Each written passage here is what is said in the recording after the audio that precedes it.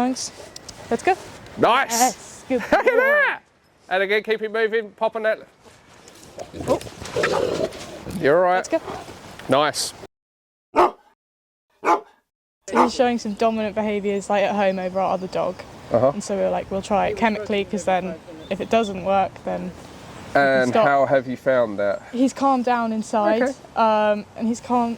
He's generally a bit calmer, but he's still, the reactivity hasn't changed. That's 99% gone. Okay. Yeah. Which is good.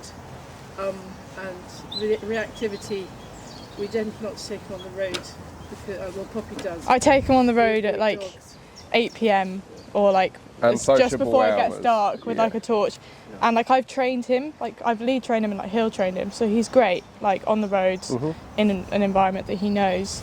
But as soon as another dog comes within kind of his space, 15 meters, he just kind of loses all engagement. Okay. Yeah. We don't want to get into a battle of strength with this guy. It's not practical. I think the problem is the crucial training when he was little was missed, which is obviously down to us. No. Well, now he's at and I'm assuming he's in good health, no underlying health concerns, nothing like that.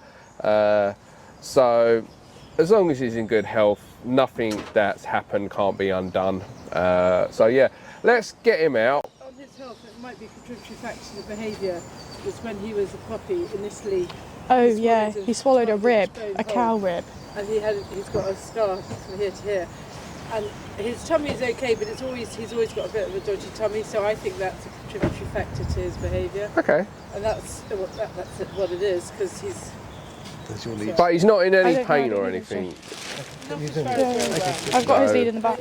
And that was when he was little. But it was, I'll show you later the video, the bone was bigger than his Well, I mean, 12 inches isn't nothing to sneeze at. So it's stuck between the top of his esophagus and then it was... How old was he? Pointing out the other end of his stomach. 6 months. 6 months. We went on a European tour. So he's got that dumb side of the St. Bernard. He went through a sock phase where he would just swallow socks, and we couldn't have Did he learn that socks from the in spaniel? house. Hair ties, tights, everything. But the spaniel carries things. Yeah, I know. He doesn't chew or swallow them. Oh, bless him. So He's very sweet. trauma when he was little. We love him. Okay, let's get him out. Let's see what's going on. Make sure he's on a lead, although all the dogs should be away, but we don't want Beethoven running around.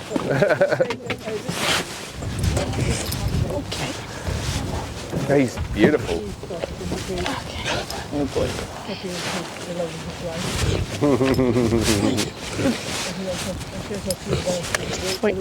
Oh, bless. They're really cool dogs. I really like them. It's my wife's dream dog, to be fair. She wants one and she wants to call it Bernard. Okay. Bernie for short. Nice. Sit. Nice. Good boy. Am I good to give him treats? Yeah. Right, I want you to do what you normally do, and then if I see something that is either helping or hurting, then I intervene. So a big portion of what I do is I'm always watching you guys, watching how you all interact, watching how you speak to him, watching your everything, basically. I'm watching you, Wazowski. Always watching. And I always tell people, if I don't pull you up on something, it's because I'm not concerned. Yeah. So if I go, right, you've fussed him 15 times in the last 30 seconds and he's done nothing, I'm going to tell you about it. Well, I'm not shy about coming forward. Just do what you normally do. It helps me to see where you're at and helps me with a relationship. So what we're going to do, we're going to go down there. That's where the tea and coffee is, and it'll give me a chance to see. I'll typically make him do a few sits and downs on the way, so should I do that as normal? Just do what you normally do. Heel. So if he's pulling like this, Mungo, let's go. Let's go. Mungo, let's go. Sit. Good boy. Down. Mungo. Good boy. Stay. Mungo. Sit. Good. Okay, let's go. Nice. Heel. Good boy. Let's go. Mungo, let's go. It's all foreign, Margot. What's going on? Let's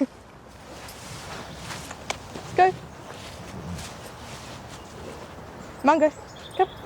Sit, sit. So you can see Margot's quite Good. nervous, Yes. particularly Heel. in a new environment. He might be nervous Heel. all round, or it could Good just boy. be in new environments. He's a little bit unsure about life. I don't know if that's just him in general or if that's just in new environments, but you can see that obviously boy. he can check out a little bit because he's very concerned He's about very- what's yeah. going on. On the roads at home, he's quite good because he's done them 100 Yeah. times, but like, good boy. So in a scenario like that, what you're doing is really, really good, okay? I like the idea that you're doing some training with him to try to build that engagement before you set off and stuff like that. That's really, really good. And it works quite well for him, particularly in places that he knows. But somewhere like this, it's very new to him, and you can see he's very unsure. So the obedience that you're trying to do with him, you can see he's struggling a little bit. When you're doing these turns, you're over there, but he's still kind of over there because he's so consumed by the environment. So in situations in a new environment, you want to ask him to do a little less before kind of letting him explore in a sense. Yeah. Yeah. Just kind of let him sniff.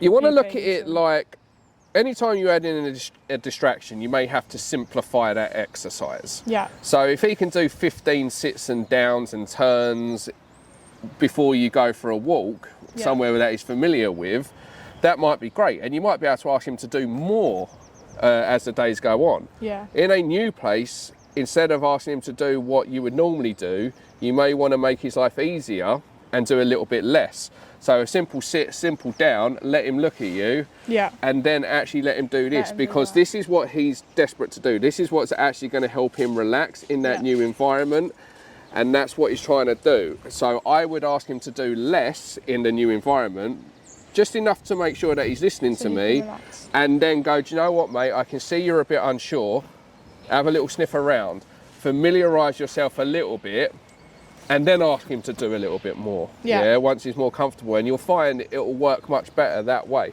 So let's just bring him down here, and as long as he's not pulling you, I don't mind him sniffing. Okay. Come on. Yeah, because it's through the use of his nose that he'll relax. Through the use of his eyes, he's just looking and he's unsure. There's food in there, mate. Mango, let's go. Come on. Mango, leave it. Come on. Found the food already, mate. Does he like his grub? He does. He does. That would be an understatement. I don't know a St. Bernard that doesn't love his grub. So look, you can see how, you see when he's sniffing, he's less kind of all over the place. Yeah. But when, he's going to jump up on the counter in a second, someone's going to get a face full of St. Bernard. No, he's decided against it. But sniffing is so powerful for a dog. Yeah, I mean, a St. Bernard, they believe they can detect somebody buried 6 foot under frickin' an avalanche. Yeah, they use for search and rescue and stuff like that in the frickin' mountains. So their nose is incredible. Yeah. With dogs, their nose, eyes, ears, in that order. Yeah, we're very different. We're very our nose comes in last. We're very much sight, sound, nose, whereas these are controlled mainly by their nose. So if they're not using their nose enough because the eyes are taking over, or because we're not allowing the dog to use its nose and just keeping the dog's head here, all of a sudden they're just looking around and they're like, I don't recognise that, I don't recognise that, I don't recognise that. And then they get more on edge. Whereas if we go, right, you're a St. Bernard, what are you good at? You're a dog, what are you good at? Sniffing. The more we let him sniff, the more he can start to relax. And now he's heard a rustle, and now he's kind of in the room with us now. He's a part of it. Now he's going a little bit rogue because he's like, there might be some food over there. But he's gone from being unsure all over to nice and chilled out. And you see how he comes back into the room. So it's just tweaking those little things. I love him. He's great. Done a really good job with him as well. It's really refreshing to see. Thank you. So, how do you feel if I bring a dog out, just so I can gauge where he's at? Not confident, to be completely honest. Like, if I have a bit of distance. Oh no, I'm not That's going to fine. throw it at you. I'm not going to throw it at you. Do me a favour. Stick this on his normal collar. Yeah. This is what we do for people that aren't overly confident. Because what I'll normally do if I see a dog on the road is I'll turn around, I'll find a little kind of road to go down to avoid it. Yep. So I just don't want like that. No, so the dog's not going to come near you. The Yeah. dog's going to come out and then basically we'll go from there. Yeah. The dog's going to be on a lead. I'm not going to have it walk straight up to you or things like that. It's just so I can see what he's like and things like that. Yeah. Already I've got a big indicator because as soon as I mention the dog, we can see that you've gone from confident to now very unsure. So what this is Safety. yeah. So we're going to bring a dog out. I'm not going to do anything with this other than hold it in case you feel like you've lost control. Yeah. But apart from that, I want you to do what you normally do. So we're going to go over towards that tree. Hopefully it won't be some muddy there. Can one of you guys bring out a dog? Yeah, so when the dog comes out, I want you to do exactly what you'd normally do. Okay, I'm just gonna like make sure this is in the right place. Good boy. Because the thing is, what with St. Bernards, although they're not technically known as a guard dog in like the sense of, say, a typical Mastiff, Yeah. they are still quite a protective Very breed. protective, yeah. And if you feel like, if he feels like you're not in control anymore, Yeah. he's got some strength to him. He does. That's why I'm so strong. Right, so we're just going to walk towards the bench a little bit. Right now, Nice. we're having a good old sniff, mate. Good old sniff. Good boy. So he hasn't seen it yet. Can you just take a few steps forward, Phoebe? There he has. Let's go. Let's go. Let's go. Okay. And is that what he normally does? Yeah. Typically, yeah. But if he gets closer, he'll get a bit more rabid. Can you just walk up and down on the gravel, Phoebe? I'll normally put him in a sit. Yep, So am I do gonna what you sit? normally do. Like Sit. I said, this lead is just in case you need it. He'll normally ignore me if I try to put him in a down and he sees the dog. Yeah. Come on, go. Down. Down. Good boy. Nice. Stay. And Phoebe, just walk to that second tree.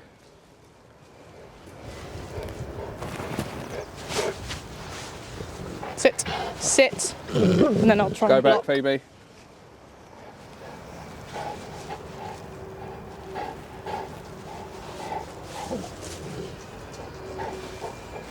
Sit. Sit. All the way back. Down. Thank you. Stay. Right, Good stuff. dog's gone, so. Good news is you didn't need rescuing. Yeah.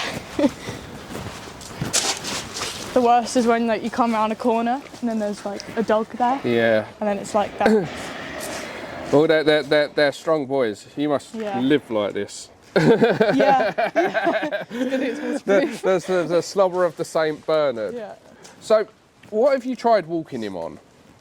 What, in terms of leads? Yeah. So he has like a head collar. Yep. That it's not one of like the ones that's it's quite good. It's like a horse head collar. It Yep. literally kind of frames his face, and that I'll use like if we're, for example, when we went through Eurotunnel, like that's what I'll use if I like don't 100% trust that he's not gonna go something. But typically, if I'm on the road or like walking around the lanes, then I'll walk him on this and just have it like high and tight, which is what I've kind of seen you and some other trainers do.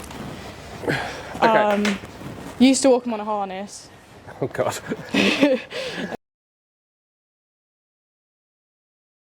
He's literally made for a harness and a cart attached to him. Yeah, he does have a big harness that says "in training, do not pet," but that's all it's really used for. It's not used for So why do you use the slip lead on the roads but not? because typically I have a bit of time if I see a dog, and also I don't like. I want him to kind of. He's kind of trained to like commands. So if I like give this a nudge, he'll sit down. and he doesn't like the head collar. Doesn't so like like it. only use it when it's like Okay. essential. It's not tight, like it loosens when it's not, but it's just he doesn't like it. No, that's fair enough. I brought it with me, so I can. Okay, let's have a look at it first Yeah. anyway, because I want to make sure you're using that as well. Yeah. Because the slip lead, although it's a good tool, when push comes to shove, he's too strong. Yeah. Even on that. So I want to see what he's like with a halty on. Yeah. But I mean, this I use 95% of the time, I'd Yep. say. Or the alternative is a prong collar. What do you know about them? I don't know. I haven't really looked into it. But Because the reality is that will work like your slip lead, Yeah. but give you yeah. more control than a halty. No, definitely open to them, but I just don't really know. Yeah, so I want to, This is the basically, I whole want to give you some options. thing. Yeah. Yeah. So if you like the slip lead because you like that pressure, you like the dog to be able to follow that and he responds to it, Yeah. then a prong collar would probably Pop be it on. the, yeah, you can pop it on. The prong collar would be the next best thing to that because Yeah. you use it exactly like a slip lead, Yeah. but it gives you way more control. The halty, you can, obviously, you can teach the dog to follow that and everything like that. The Yeah. difference with a halty is obviously it controls by the snout, so it's Yeah. very difficult to come away from that. Yeah. Whereas with a prong to a slip, it's very easy to go back to that. Yeah. I So just need to grab a clip lead Yep, for no. I like the handle he's got on the back of it. Is that meant to be a handle there? No, it's because Oh, is it just he got- was in between sizes, so the size Oh, okay, I down was was going too to say, small. because that's pretty. It's just me trying to I mean, you tighten won't it. appreciate it, don't get me wrong, but I know. So as soon as like he will try and get it off. yeah, bless him. Good boy. So we're See? just going to walk back down there and see how he is on that.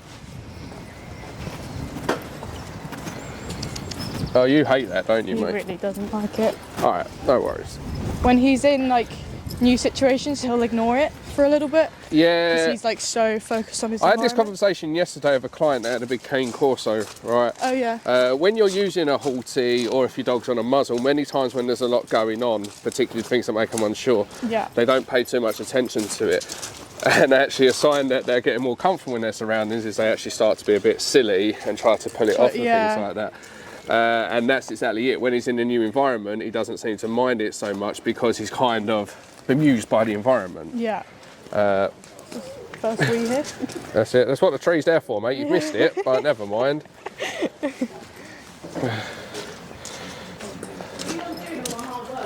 So, can I just take him for a second, Sure. see how he feels? Come here, mate. You don't like this too much, do you? He's not a fan.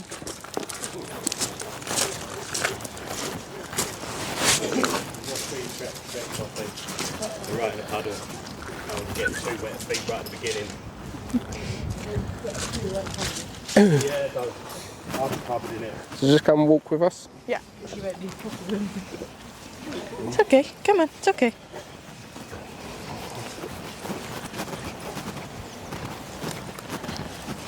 He actually walks quite nicely. He walks nicely, doesn't he?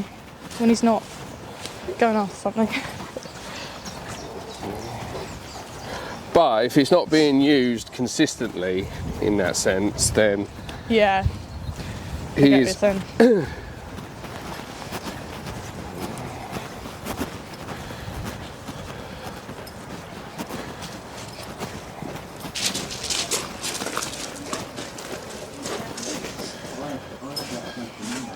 but it does. There we go. So we can easily stop it. So take that. So you're not a huge fan of this, are you? I'm not a fan of it because he's not a fan of it. Yeah. Okay. But I feel like as halties go, it's not like a bad one. No. Like some of them, we tried one before that literally when he pulled it would just like cut his nose in half. Well, yeah. Like, what the hell's happened here? Some of them are good, some of them not so good. Yeah. So this is a prong collar. Yeah. Yeah, have you seen them before? Yeah. Yeah. Yeah. So they look barbaric, Yeah. but they're not. So Yeah. if you feel it, they don't puncture him, Yeah. they don't cut him, they don't scratch him or anything like that. But unlike the Halty that controls him from the snout, and I'm a big fan of these, right? And he walks nicely on it, but at any given opportunity, he wants it off his face. And there's the difference. So these are often marketed as a gentle leader. Yeah? No more pulling, no more choking, gently control the dog, right? But the reality is, if you line up freaking 10 dogs and put a Halty on them, nearly all of them will protest to it being on their face, try and get it off. And the reason being is the most sensitive part of the dog's body is actually his nose. Yeah. Yeah. If you hold him round his neck and then hold him round the snout, he'll back away quicker if you put pressure to his snout than if you put pressure to his neck. But just because of the way it looks and the way it's marketed, a lot of people opt for that. They're sold in every pet shop. This was actually created by a vet, specifically not to create tracheal damage to a dog. Yeah. Yeah. So right here you have a trachea plate, and what this does here, it goes away, so it disperses that. So the dog doesn't choke, the dog's not gasping for air, things like that. It's designed to prevent tracheal damage. But the way it was designed was to also almost mimic teeth. So if you pull on it, it creates a bite. If you see two dogs playing, they bite each other. Yeah, they sample the world with their mouth. If you've ever seen one of the dogs tell him off or him tell another dog off, many times it looks like he's bit the dog, but there shouldn't be any blood there. The dog shouldn't have to go to the vets or things like that, because if he do, then it's no longer a telling off. It's an actual attack, right? A telling off should just be a quick, wait, back off. Yeah. That's effectively what this is designed off. It's designed to do that. Okay. But the way it looks very much like a medieval torture device. Yeah. And because of the way it looks, people will often say that this is bad and that's okay. Yeah. Right? Now, both tools are okay, but it's about the dog. Now, you know he doesn't like that, and as a result, you're not a huge fan of that. Now, if you lined up 10 dogs that have never worn one of these, 10 dogs that have never worn one of these, I guarantee you can get all 10 dogs to walk nicely on one of these before you got through dog number 1 on a Halty. And the reason being is with that, you need so much conditioning to get the dog at least tolerant of wearing it. Yeah? Yeah.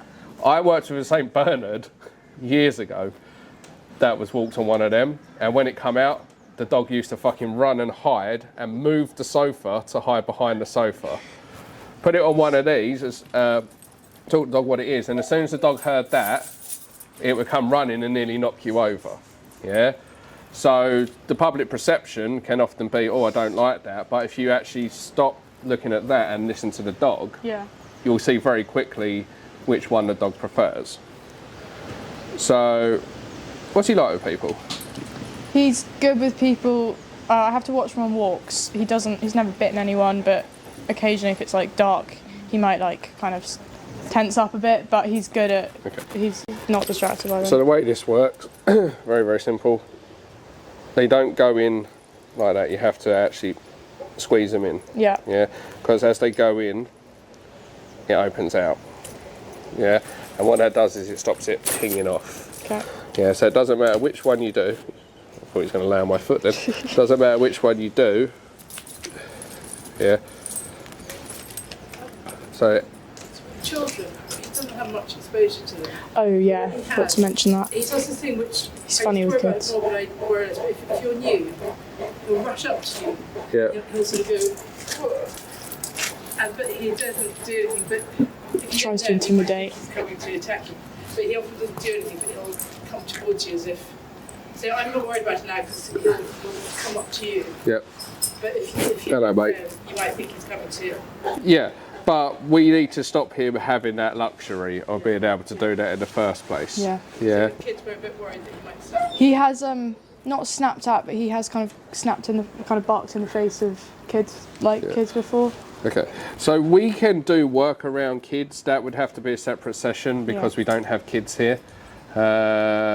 I use my children as guinea pigs. Yeah, they're 9, 10, so So He loves kids. Generally, it's fine. yeah, but if Well, we he doesn't love kids. Well, He's a bit wary of them, I think.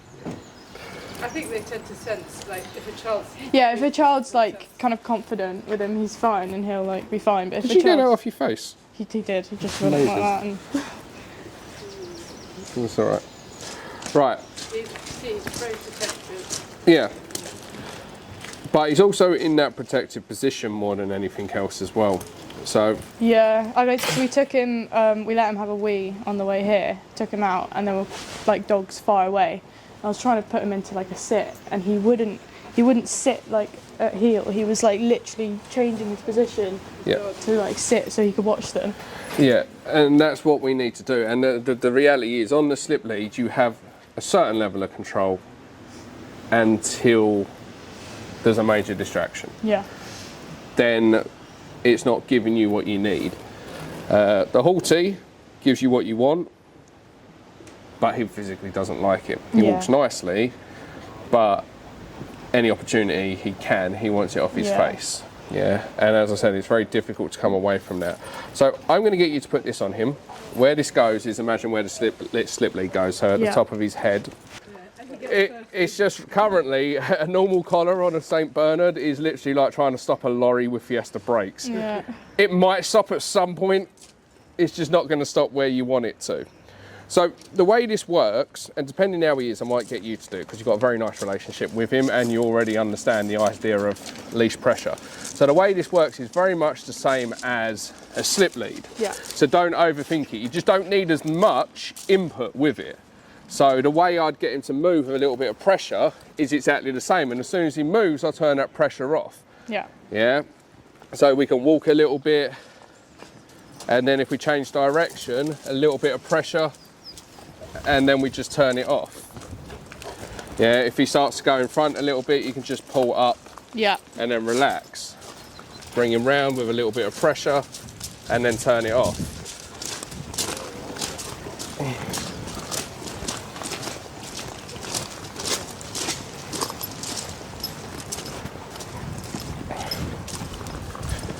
So you've done the hard work because he already walks quite nicely. So this is effectively, for the best part, just like applying some brake.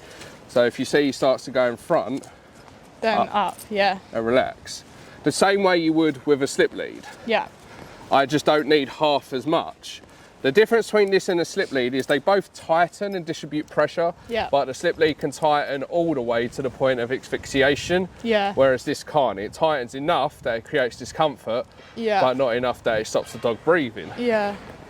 So in reality, a slip lead is actually way more dangerous. Because So look, if he starts to go in front, we can just... Our spaniel on the lead will literally just choke himself. So these are very good for spaniels as well, because spaniels are notorious for pulling. Number one issue I deal with spaniels is lead pulling and resource guarding. Oh really? I didn't know resource guarding. Mainly cocker spaniels, not so much springers. I don't know what spaniel you've got. We've got a Springer. Yeah, mainly cocker spaniels are the resource guarding. Actually, he kind of grumbles when Mungo comes near us, but not really with food. So you can see him, So the difference is all training tools that help to reduce pulling have to be introduced, conditioned, and the dog has to understand what they mean, right? But every single one of them, every single one of them, every single one of them work by creating a certain level of discomfort. We'll get back to that in a second. We're just going to wait for the baby to come out. Wait.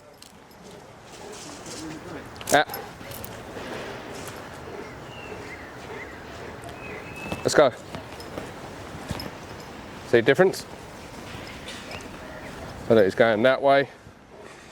Wait. So look, now this is where you get into that battle. Let's go. No more battles. Yeah? Because it's designed to bite. Yeah. So the difference between pulling and correcting the dog. Okay. So normally when he sees something, you get into that big battle with him Yeah. where you then have to physically try to drag him away. Yeah. If I want to steer the dog away from something, we apply a little bit of pressure and steer the dog. A little bit of pressure and steer the dog. So pulling on that lead is designed to steer the dog. But when I want to correct him, when I want to let him know to stop doing that, when I want to interrupt his thought process, like right there, yeah. Oh, he's actually responding now. What a boy, yeah.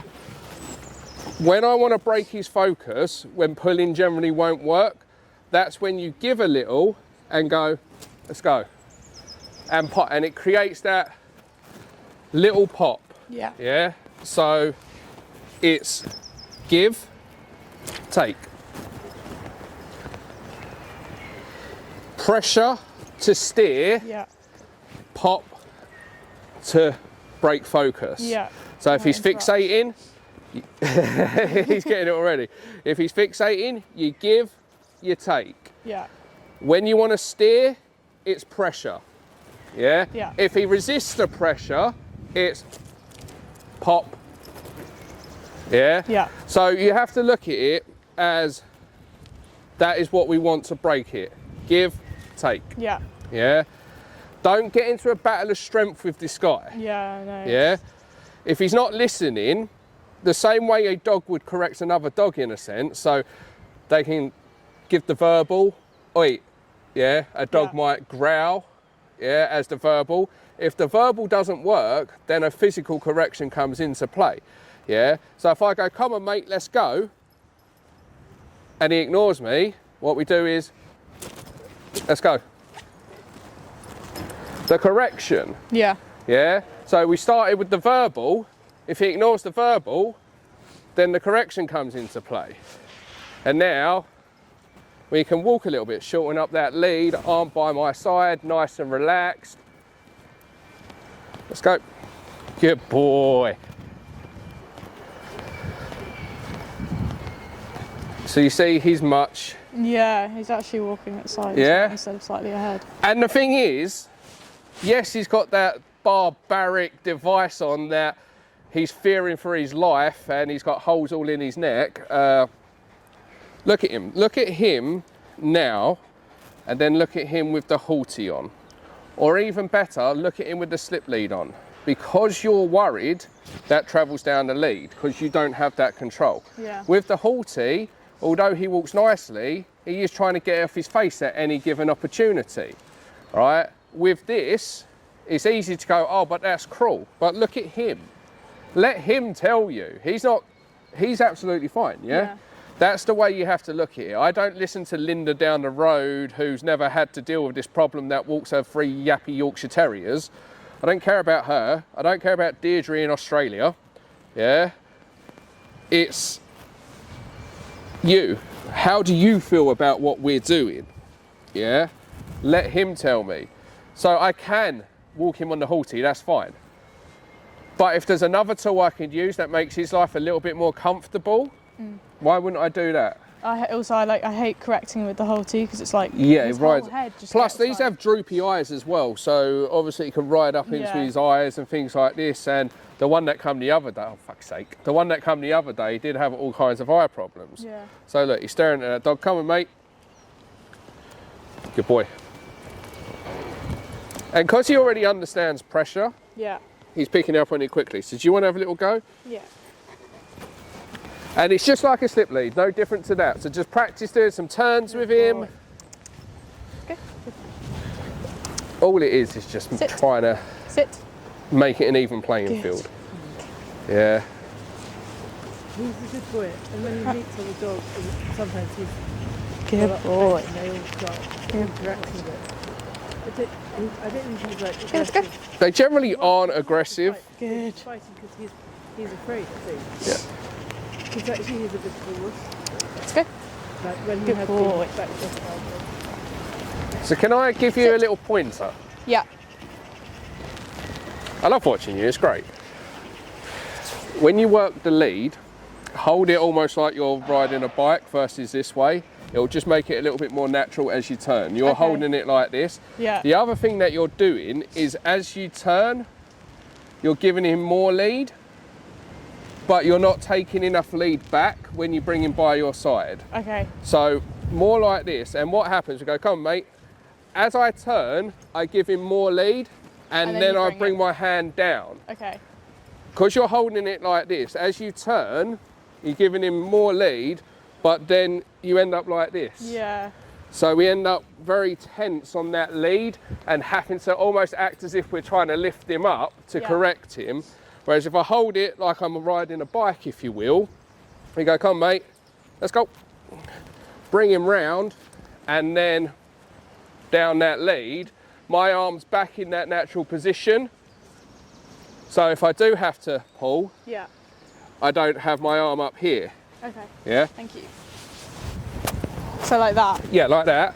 As you turn, you give him more lead, and as you bring him back into your side, you work your way back down that lead.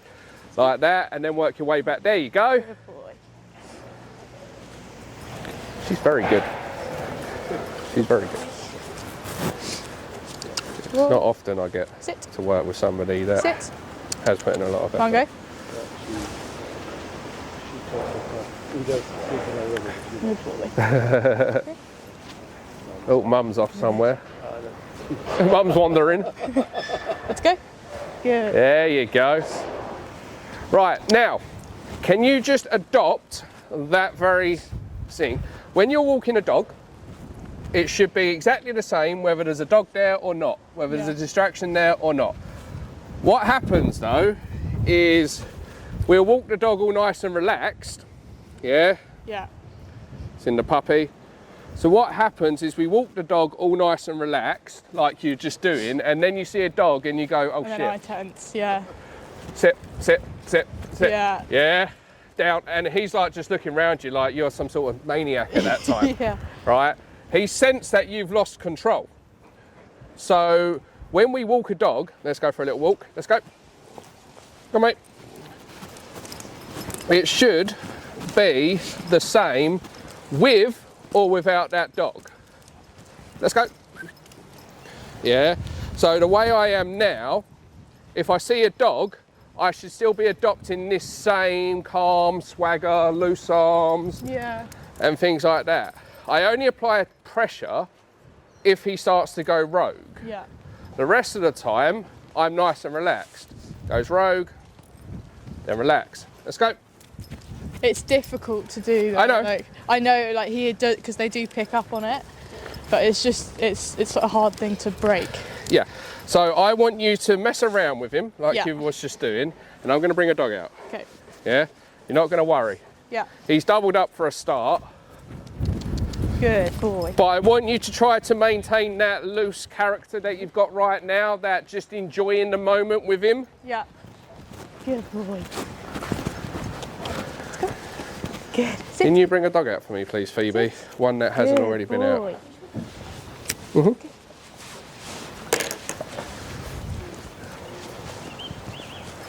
Good. Do it.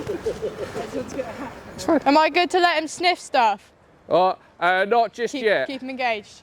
Just want to keep him in that kind of good state of mind. Good boy. Come on. Yes. Good What? job. Let's go. Good. Yeah.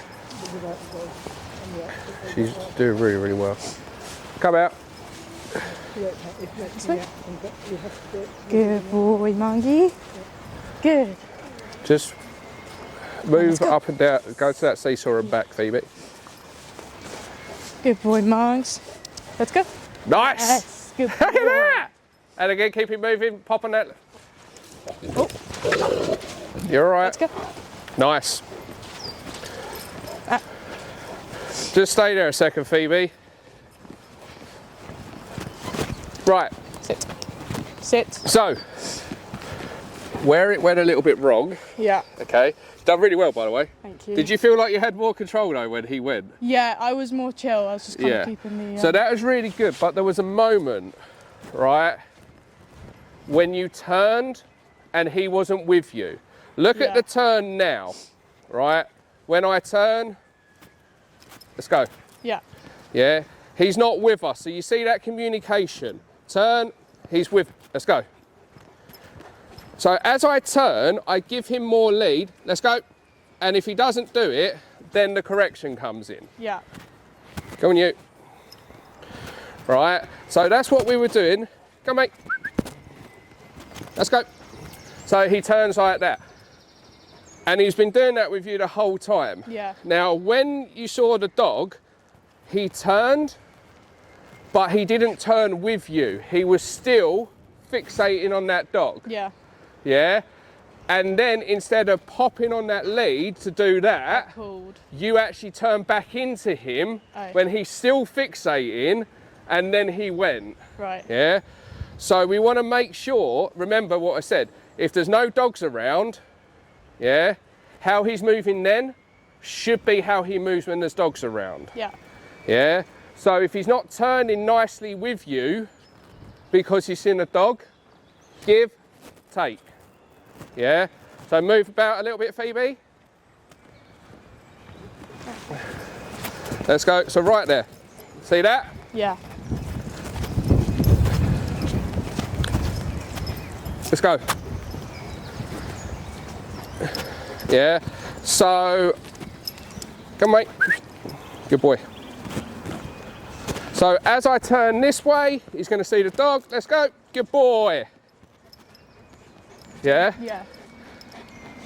Just go back behind the counter for a second, Phoebe.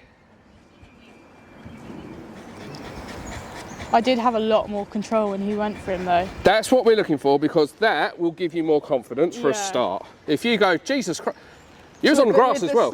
With the slip lead, like, and like the slippery grass. I think you would have been gone if you Yeah. had the slip lead, and I think Yeah. I'd be rugby tackling in St Bernard now. Yeah. I don't think he'd actually do anything when he No, gets that's there. the thing. So he's only ever gotten to a dog once when he pulled, like, a year ago. And Yeah. He didn't bite the dog. He just really got in his space. Yeah. And obviously the dog then got defensive, understandably. Yeah. So practice that again, but really pay attention to your turns. Yeah. Yeah. We have to give him time to turn with us. We don't want to take his head off No. for not turning with us. But if we're turning and you feel proper resistance, Then you pop it. then you give, take. Yeah. Because as I said, when he's not there, when there's nothing going on, that's how I want him to behave when there is something going on. So we make sure that we are smooth when there's nothing there. So when we bring in that dog, we're still smooth. Okay. So just mess around a little bit and I'll bring that dog out again in a second. Good. Good. Good boy.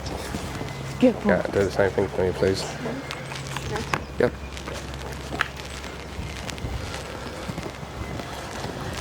On me. Let's go. Nice. Good.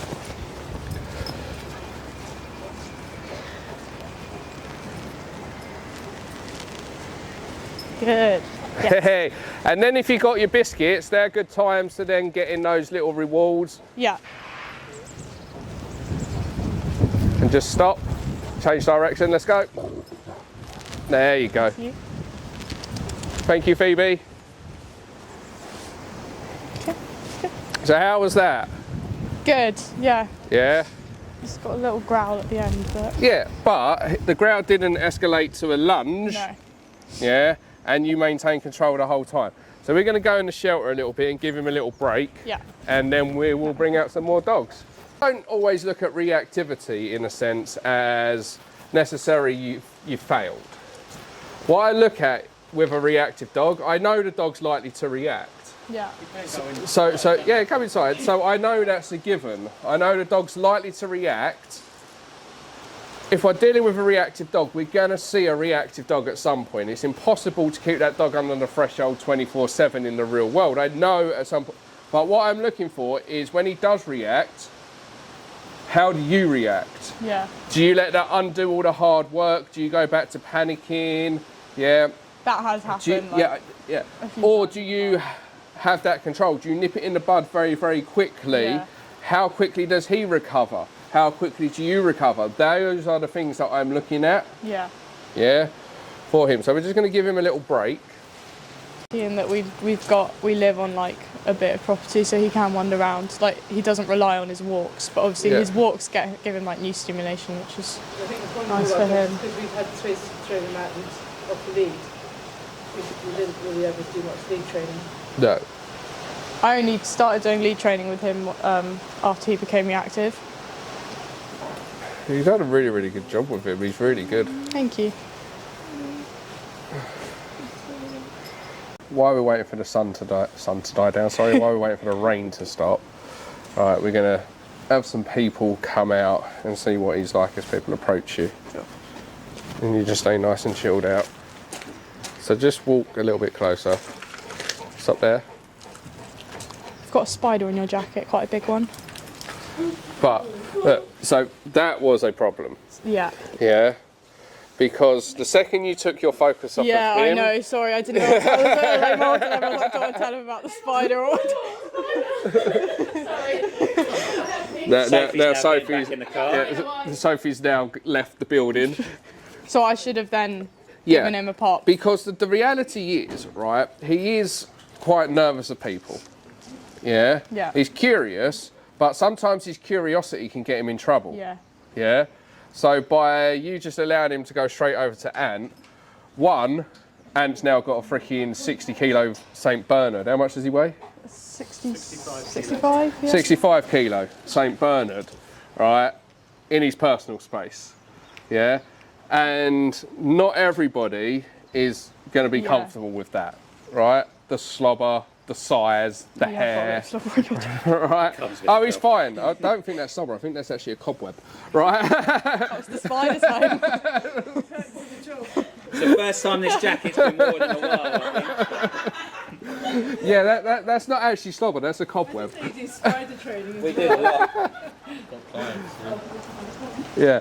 So he's got to deal with that. And then the reality is, the first thing people do when a dog is in their personal space is, hello. Now, remember you have a do not pet harness. Yeah. Yeah, so we've obviously got that for a reason. But if he makes the decision to go, hi, Hello to people, yeah, then it's fair game. then you don't have time to tell people not to touch him because their hand's already there when you can go, oh, actually, don't touch him. Yeah? Yeah. Their hands are already there. So it's not about whether or not he can say hello to a person. It's about, first of all, when that person approaches, making sure he's not here. Yeah. Yeah? Because this puts him in the I So- need to protect you position. Car's a threat to. The car's a threat. Well, So it's like it's more an kind of intruder. back heel. Intruder alert. Here's our doorbell. Yeah. But you see how, look at his paw, right? You see how he's kind of in front. Yeah. Yeah. So although you've stopped and tried to have him in the right position, look at his head. Look how far forward he is. So basically, in the nicest sense, he's almost like this. He's almost like, Yeah. that's effectively what's happening. Yeah. So he's now in that sort of stranger danger Yeah. mindset. Yeah. So what we're going to do, make sure these are different lengths. There you go. That one has to be shorter always. Yeah. Yeah, and like you're holding a bike. That's it. And go down there. Just take him for a little walk.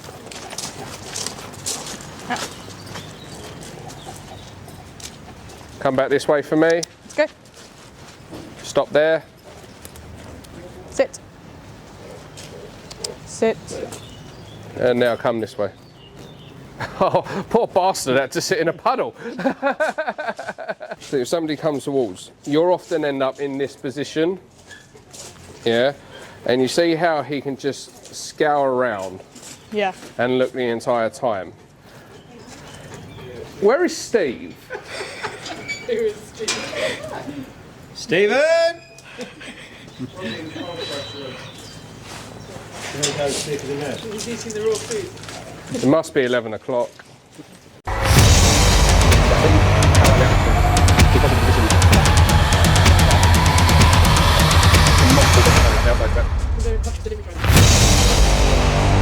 We just keep him in. Right, here's Steve. So look, you see straight away, stop there, straight away. And look at the position I'm in. Yeah, see how now I'm having to pull back.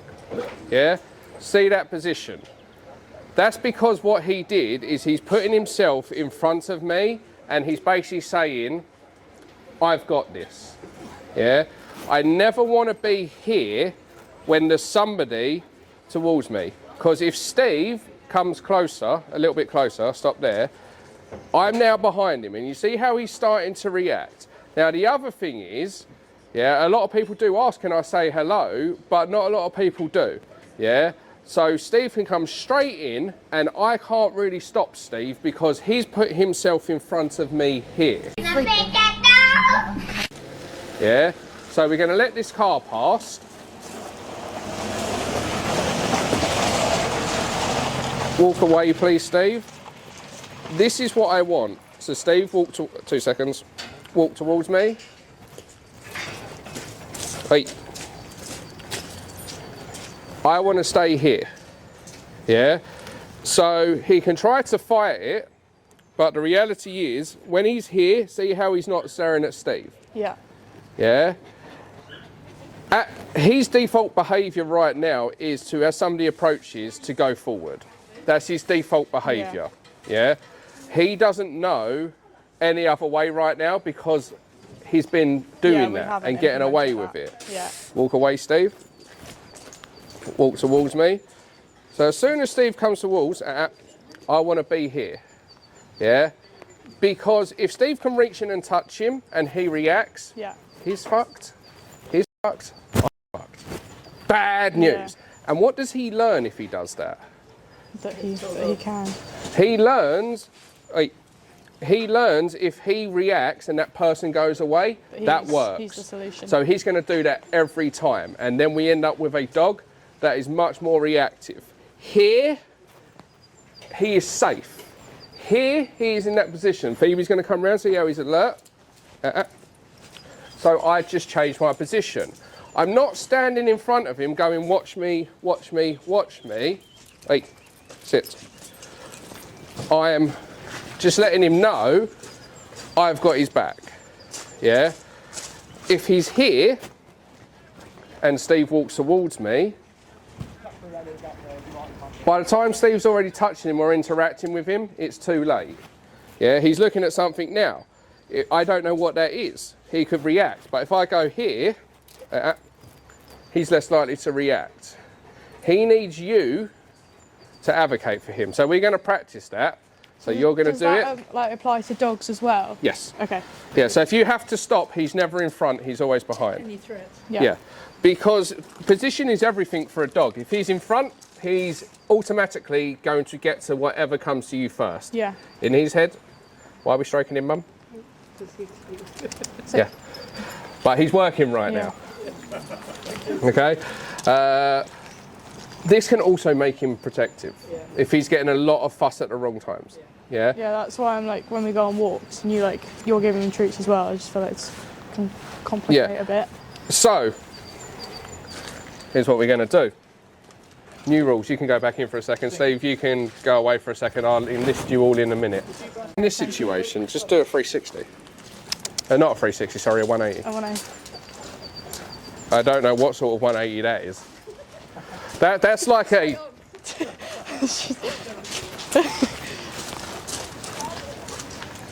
So shall I take him for a little wander? No. We just want to keep him here a second. It'll all get a little bit chaotic and calm. I mean, the good thing about this is a live action training centre. Yeah. Yeah. So I have multiple trainers working. Yeah. Multiple clients turning up at 11 o'clock. So they're all turning up. So I think Phoebe's got a job, Karen's got a job, Sophie's got a job, Aaron's got a job. So everybody's all. But it's live action. Yeah. So it's all well and good going to a private enclosed field and just, but that's not real world. Yeah, exactly. So it's good here because, and not that, outside of the trainers, we also have the likes of Anne, who's in charge of the staff. We also have the likes of Steve, who is the caretaker. We have Dean, who's somewhere, I don't know where Dean is. So, doing one-to-ones with the staff. So there's lots going on. Right, we are going to explain a very pivotal golden rule to you. Come here, mate. Let's take this tag off you for a second. Right. He who... Look, stop. Relax. Look at your arm. So that's not. All right. So if I... Walk past, baby. Do what you got to do. All right. So if I ask you to be relaxed, that is not it. But yet, when we see a dog and some distraction comes towards us, we're like this, or like this. Yeah. Yeah, like this. Yeah. If he goes to go in front, you then pull up. Yeah. If you start to get into a battle, just do a 360. Yeah. If you feel tension in this lead, turn it off. Because if he's pulling into that lead, that means if that lead was longer or that lead wasn't there, he would disregard what you're asking him to do. Yeah.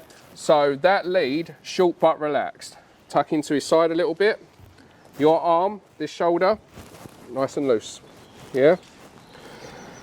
That's where he should be. So if something walks towards him and he starts to go forward a little bit, or if I drop something, for example, there you go.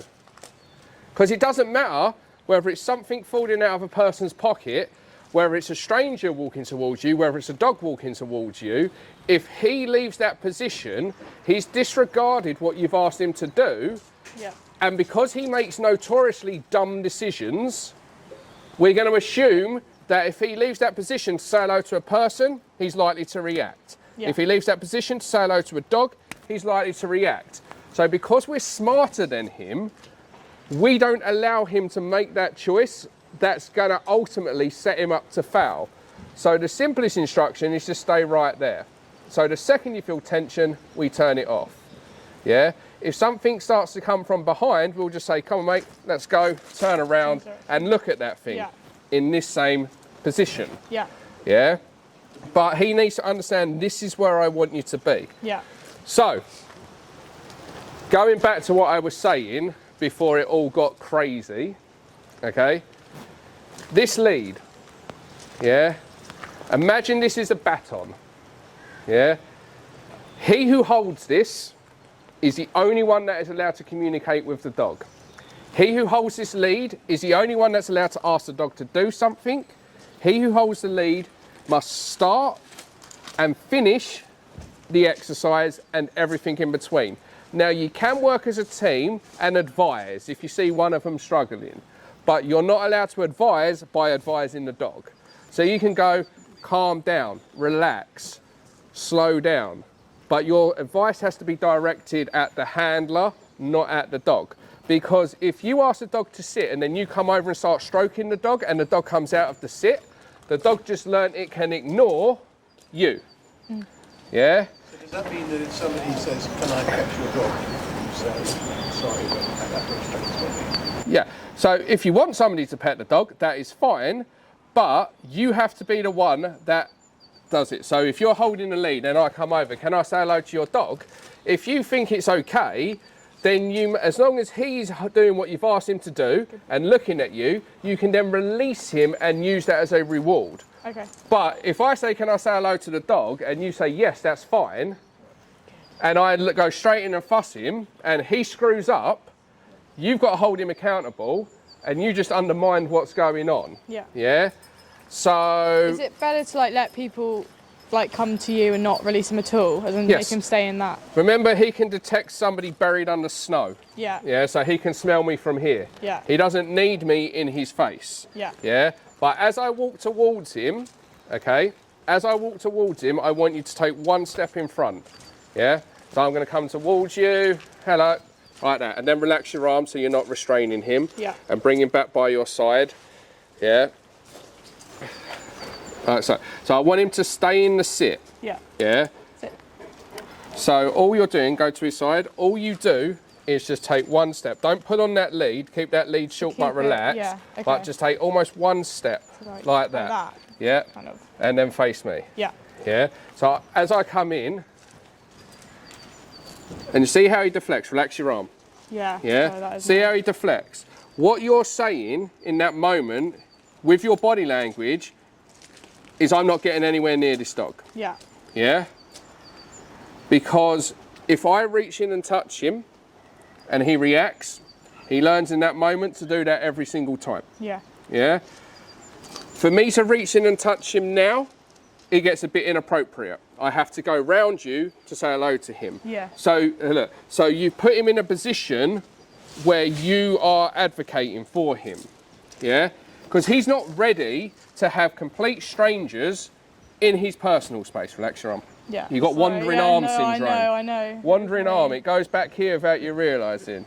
Yeah, do what you got to do. It's bad because they communicate through the lead as Yeah. well. So remember, short but relax. If you feel tension, you turn that tension off. Yeah. Yeah? Although there's not a lot of tension there, if you feel he's looking too much, you can just remind him. Yeah. Yeah? But he is not ready for Joe Public to say hello to him. No. Yeah? So it's your job to advocate for him. Yeah? So we are going to set up some drills. We're going to work on keeping him there and things like that. Yeah, every decision you make has to be decisive. Yeah. Whether it's a decision to let him run around and have the time of his life, whether it's a decision to say no, whether it's a decision to tell him what you want him to do. Yeah, look, and now he can lay down. Because everyone's taking that burden of freaking responsibility off of him. Effectively, there has to be someone in control. Yeah. There has to. Yeah? It's just the way dogs are wired. There has to be someone in control. Doesn't necessarily have to be another dog. Yeah, it could be a cat. I know lots of cats that are in control of the doghouse, right? It could be a parrot, right? It just has to be an entity that is more assertive and more confident, and then often the dog will react. You're confident when it's just you and him, and it shows in the way you move with him, the way you communicate with him. So he listens to you, and he's amazing. Your confidence diminishes the second you see a dog. He knows that, so he takes over. So every person that walks towards you, he takes over. Every dog he sees, he takes over. Because there has to be someone in control. He's happy for you to be in control.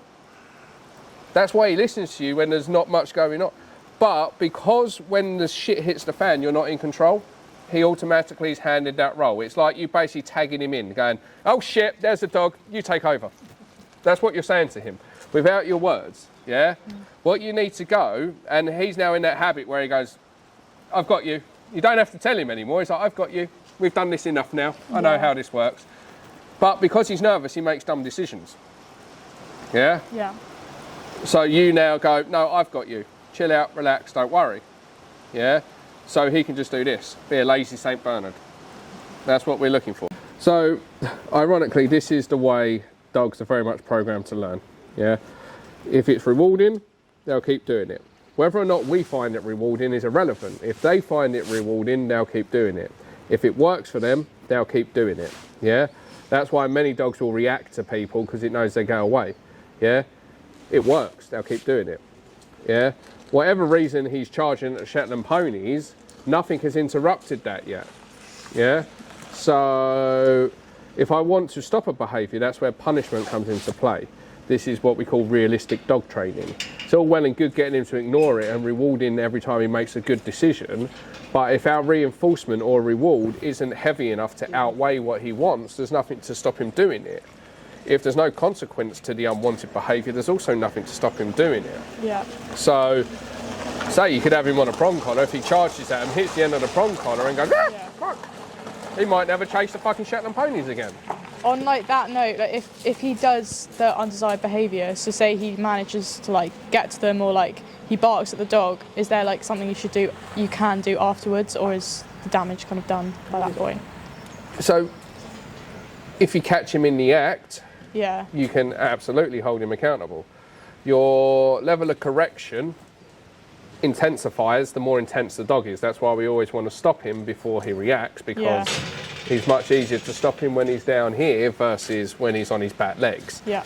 But yeah, if he, for example, reacts and then 30 seconds later you decide to correct him, poor fucker has no idea what he's done. Okay. Yeah, so you have to catch him in the act. Yeah. Same as rewarding a dog, yeah?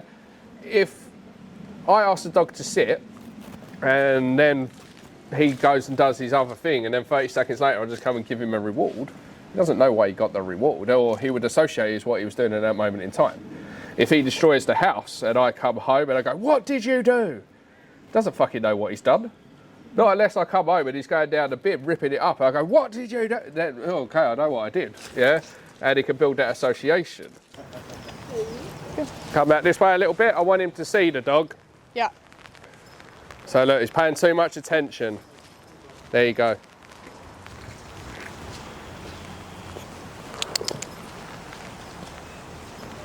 Come back this way. You'll have another opportunity to practice in a minute because it won't be long before Hank's back.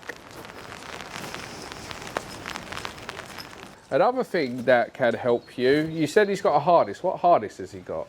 It's like, did you bring it? Yeah, go get Oh, it. Go great. get his Yeah, that'd be harness. great. Thank you. It's the green one, yeah? Cool. Because something that can give you extra control, depending on whether your harness is appropriate or not, is instead of attaching the second one to his collar, attach it to the front clip of a harness. Yeah, it's then one of those. The underneath clip or the clip on the There's one at the front, Underneath. like chest. Yeah, I did it recently, so I had a staffy that come, put it on a halty and the front clip harness, and the difference was incredible. From just a halty alone to the halty and the front clip. So I'll show you how, obviously, with the harness on as well, it can make a big difference. Because then if he does lunge, because it's attached here and also here, it kind of does that. Yeah. But he's chill with it, with the Yeah, he prong doesn't collar. mind the prong at all. Like, I he's said, he's tried to scratch it. the a few only times, but people not that like mind the halty. prong are people that have never seen it before, never used it, and don't understand it. Yeah. Yeah. The dogs themselves don't actually fucking mind it. Yeah. He can fucking sleep in it. He can lay in it. He's not causing him discomfort. He's not constantly scratching it to try and get it off. He's not yelping. He's not. Sit. That's almost perfect. Sit. Yeah. So throw that on Wait, him. hang on. Good boy.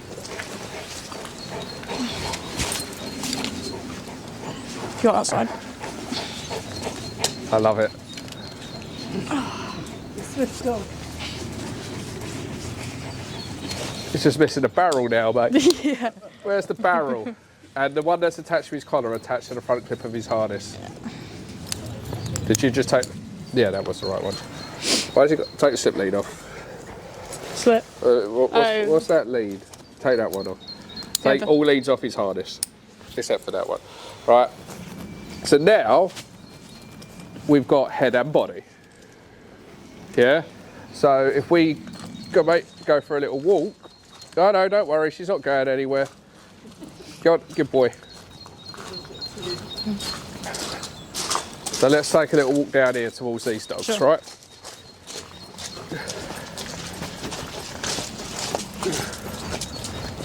So,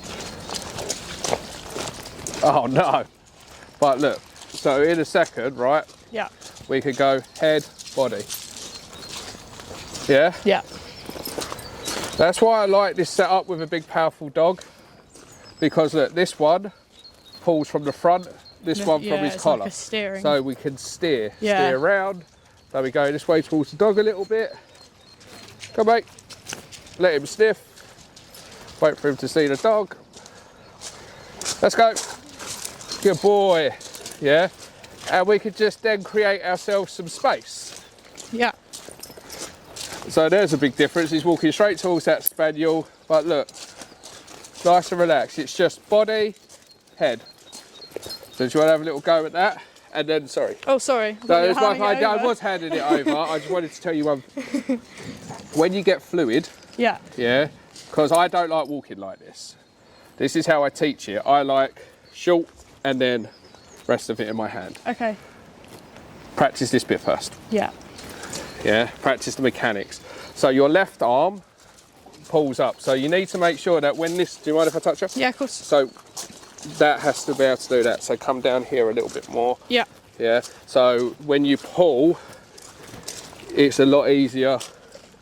I'll let him drink. Hold on. You lead. Okay, So take him with you let's go. and change direction. Let's Let's go. Nice. And then this back down. Right? Yeah. Yeah. And just work your way. It's called working the lead. And like I said, it's a little bit foreign to begin with. Let's go. Good Nice. boy. Yeah, just practice with that spaniel sitting there minding.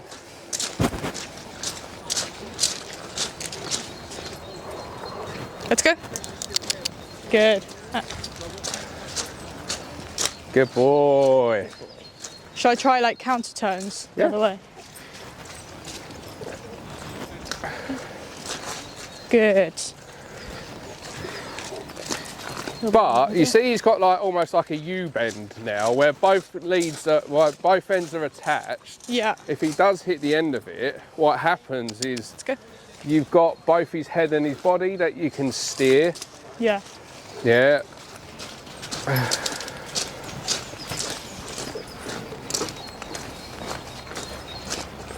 Let's go. Nice. Good boy.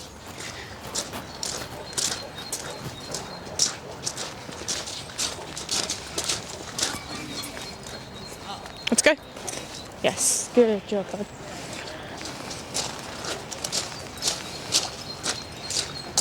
Good boy. Can I reward that? Yeah, absolutely. Good boy. Let's go. Nice. So you just saw that dog over there. Right, just bring him back in here. Come down here. You're bringing out a dog. I mean, mine's not dog reactive, so I'm not talking. Right. He doesn't seem dog reactive. I mean, he pays a lot of attention, but we've just been using him as live bait. Yeah, she's absolutely fine. So, look, Yeah. so just Good. get him under See how control. Yeah. So don't lose control here. Yeah. Get yourself set up. If he does reposition himself, do I not allow? Should I not allow that? No. So, come here. Come here. I don't know where Aaron just went. There we go. Behind the car. But I want to make sure I'm here Okay. more than anything else. I want to be set up right. Yeah, and I want him to stay here. See how he's not? I'll accept. Yeah. That weren't too sad. Having a look, I don't want to prevent him from looking. Looking's fine. Yeah. But fixating, puffing your chest out, lifting your head and shoulders up, yeah, throwing your tail up in the air like you're, no, that's not okay. Yeah. Having's fine. Yeah. Otherwise, if you never let the dog look, then the problem is you end up with a dog that doesn't know what to do. It's like, what? Yeah. So I don't mind that, but the position, I make sure I'm set up. Let's go out here a little bit more. Come here. Come on. Sit. Yeah, it's fine. Right, look, now he's looking too much.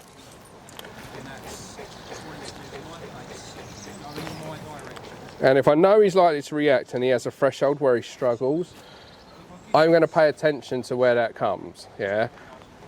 I don't want to set him up to foul, and the closer Aaron comes, the harder it is. Look in, too much. So I try to stick to like a 3-second rule. Yeah. After that, you're fixating. It's the same as if I walk past you, for example. I might have a little look and then just carry on. But if I walk past you staring at, wait, yeah. So currently, what I'm saying is just hold that position, stay nice and chilled out. Nothing to worry about, really. Has he got any allergies? No.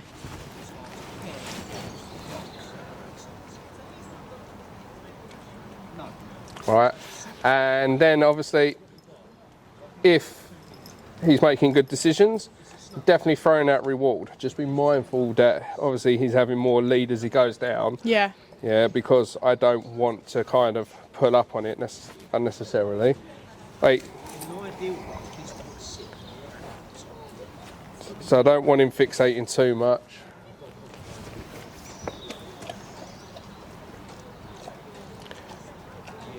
But I like to use fields and places where I'm going to see dogs, but I can kind of control the space a little bit. So Yeah. things like car parks of woods, nature reserves, car parks of pet shops, yeah, where if that dog starts to come closer, I Yeah. can just create a bit of space. But I want him, I'm not hiding out of sight so he can't see it, because then when he does see it, it's Groundhog Day all over again, right? So I need him to actually start to be able to see dogs, but knowing that there is a new sort of way of behaving. Yeah. So right now he doesn't care about that dog. Yeah. Because I don't care about that dog. And when he started to care about that dog too much, I interrupted it. Yeah. I didn't let him look for too long to the point he can start to forget himself and start to fall into old habits. Wait. Don't need to be looking behind me, mate. Let's get you some more biscuits. Come on. Biscuits are up here. Biscuits for days, mate. Biscuits for days. Sit.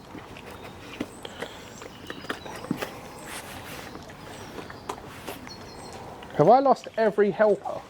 Everyone's on the dog except for Where is Karen? Karen with Dean doing a one-to-one. I love Dean, but he makes my life difficult at times. Ben's in there, Bentley. Yeah, go on then. Come, mate. Just take him for 2 seconds. I need to strip. Do not go away. You've ruined it for us. Now, Oh, it's now going to rain. Lucy, can you take that off? it's not gonna rain. All because of I this promise man. you it's not. All because of this man. It's tempted fate. Right, I'll also show you nice little tricks that you can do. So we're gonna go into the grass. Come here, mate. Show what with or Come stay with. here? It makes his life a little bit easier.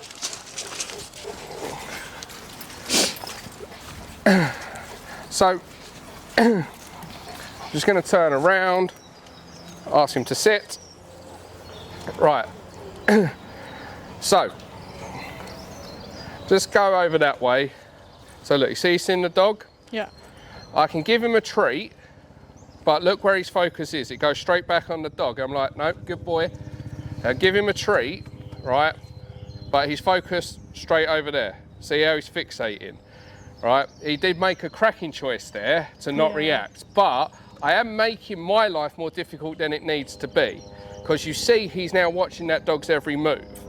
But if I do this, for example, right, have some in my hand, and I put them down on the floor, fuck off, put them down on the floor, see how much longer it takes, yeah? Yeah. So, and just move back and forth a little bit. But see how, so look, I'm gonna wait for him to look at Bentley. See, look, his nose has gone back down in case he missed anything. And that's often what a dog will do, right? So I want him to acknowledge Bentley. Yes. Then I'm gonna pop him down on the floor. What that does is it activates the searching mode, which he's good at. So now he's looking for the treats. It's engaging his nose, which is a feel-good response, helps him relax. It's brought his eye line down, dragged out that reward, and makes it more enriching. See, now he looks at the dog, but I might have missed something, yeah? So, and look, so there's no need to do anything else. Yeah. Yeah, and it's not going to start making him search for food on the floor. He knows you marked it and put the food there, right? And then as soon as he looks up at Bentley again, once he's finished hunting for his treats, once we've deactivated searching mode, we can wait for him to look at the dog. We can mark it to say looking at that dog but without exploding was a good choice. Yeah? Yes. Yeah? I see, yeah. So instead of looking, fixating, reacting, he's now looking. That moment. Yeah! Right, so what we're going to do, I'm going to get you to mess around. Have you got treats on you? Got you, yeah. Plenty of treats? Good. So I'm going to get you on the grass moving around, trying to keep him nice and chilled out. We get some dogs out here moving around. Okay. And we'll see if we can keep him nice and chilled out while all that's going Can I on. nick like a few more? You can nick a few more. Yeah, thanks. That's an endless supply. Just I might try the ground. When these are all gone, we still have this. And when this is empty, we have freaking bags and bags and bags of That's it. sealed in right there. That building has nothing but cold The one press he in was it. sniffing in. Yeah, the one he discovered straight away. Smells the best. Right, did we actually locate Karen? Good boy. Come on. I don't know where they are. Yeah. They're not in there. Let's go. Okay. So Karen's going to come out. Come on.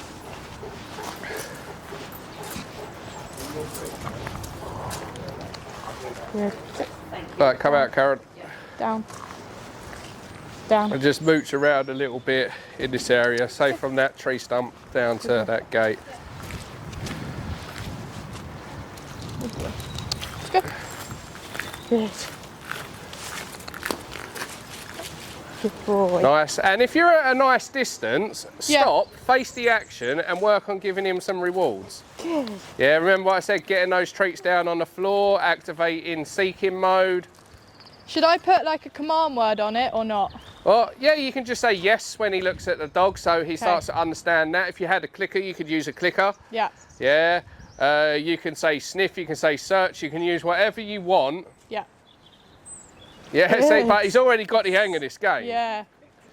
Yeah, but why you're so stressed, you're not making clear decisions for him. Yeah. And he doesn't make the best decisions. Now everything's nice and chilled. You know if he does go, you've got control of him. So now you can just focus on having the fun with him. Yeah. And look, now we can just start to see him as the goofball that he is. Look, we've activated searching mode. We've activated St. Bernard. Okay, let's go. Good boy. Good, let's go. Good boy. I don't think he's necessarily ready for that. She can come closer if she wants. I'm just going to let her freestyle, see where she goes. You might find she'll naturally come closer anyway because she's more confident. Yes, See? good She's boy, already come closer.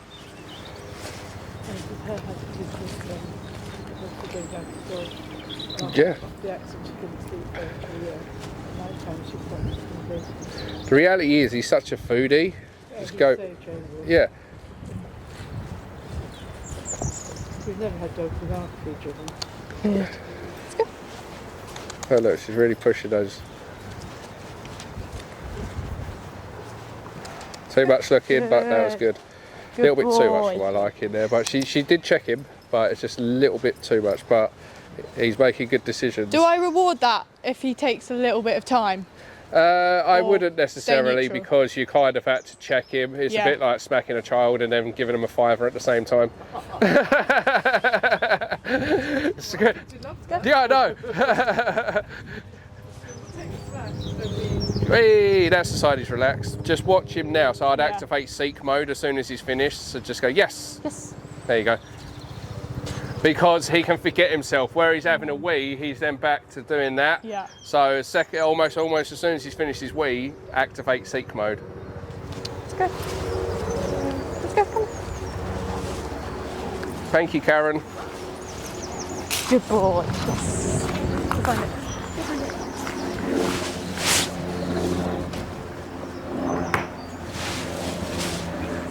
How you feeling?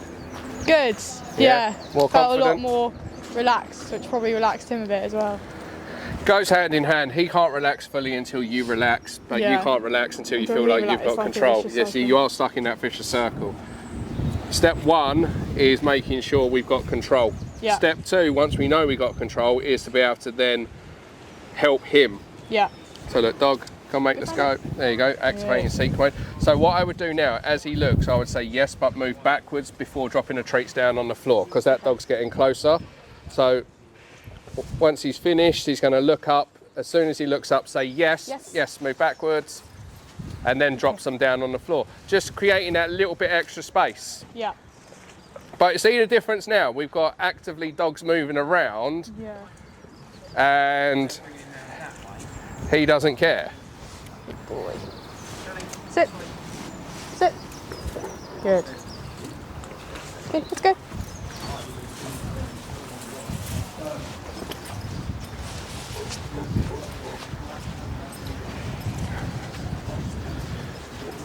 Let's go. Good boy. I love it.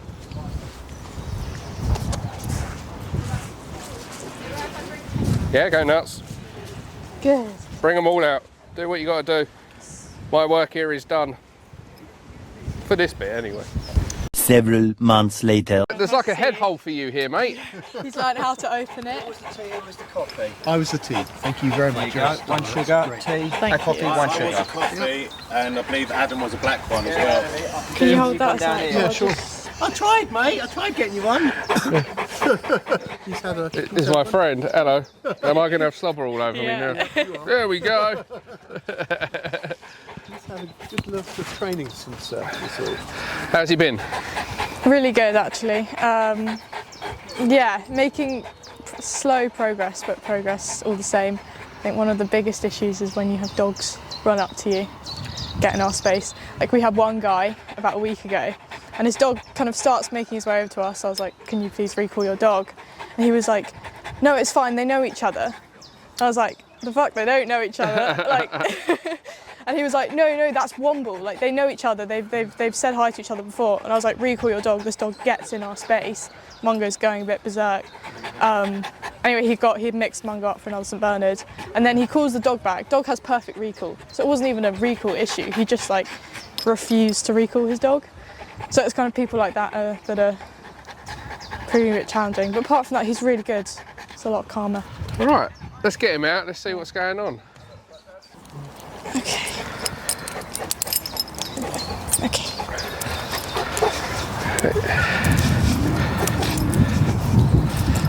I'm gonna let him sniff a bit. That was probably one of the best bits.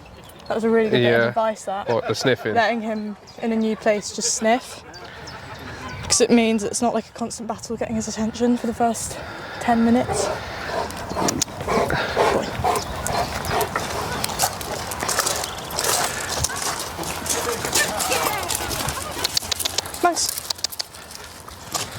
Max, let's go, come, let's go.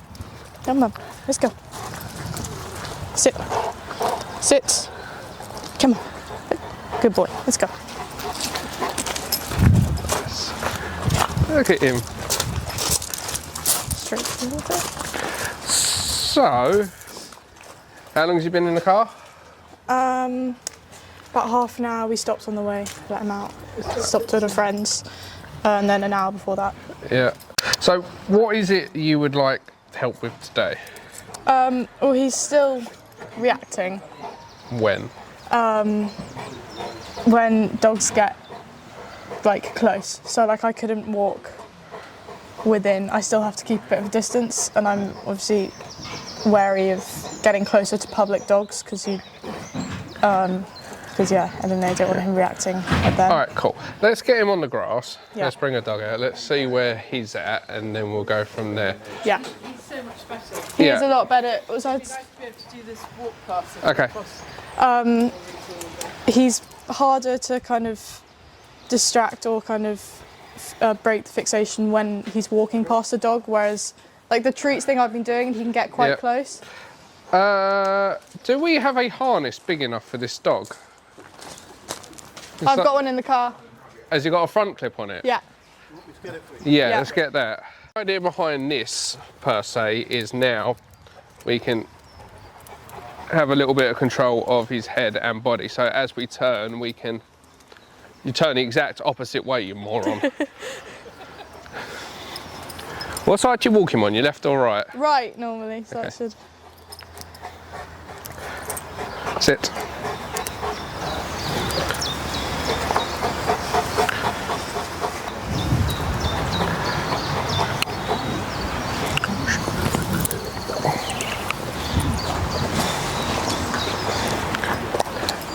So that bit's working really well for him. Yeah.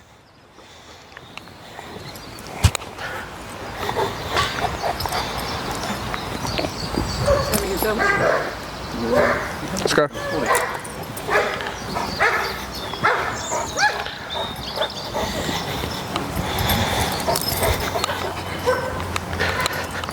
Let's go.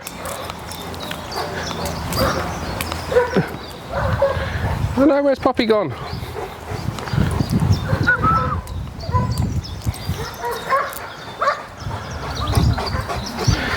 He's very attached to you. Right, this. Bless him. So just walk him around a little bit. Yeah. I need a bigger treat pouch. This one I can't get to the back of. We've got a bloody mic. Can I go leave it? No, it's all right. I'll put him in my pocket. Let's go. Let's go.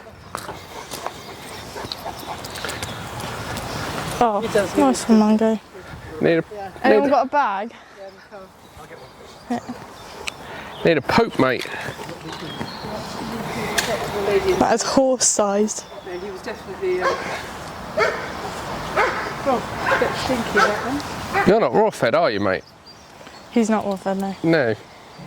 I want to interrupt this week's featured training session to talk to you about raw food.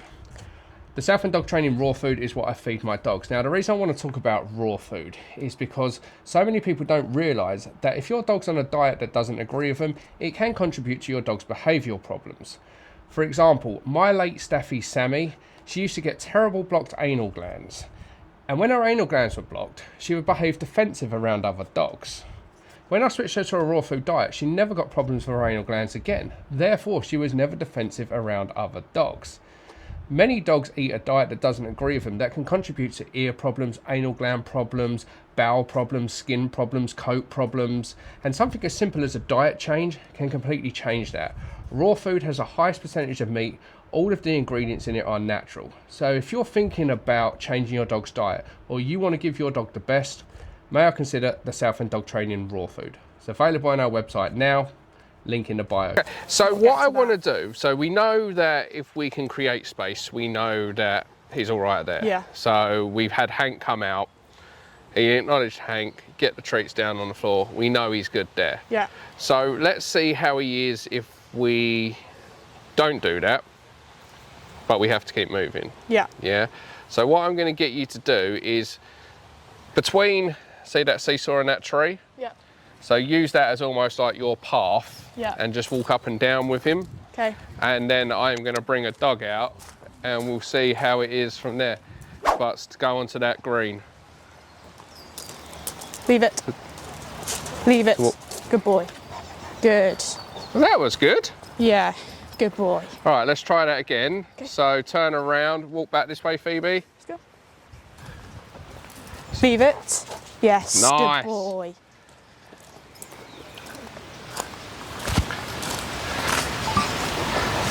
All right, let's mix it up. So Phoebe, Sit.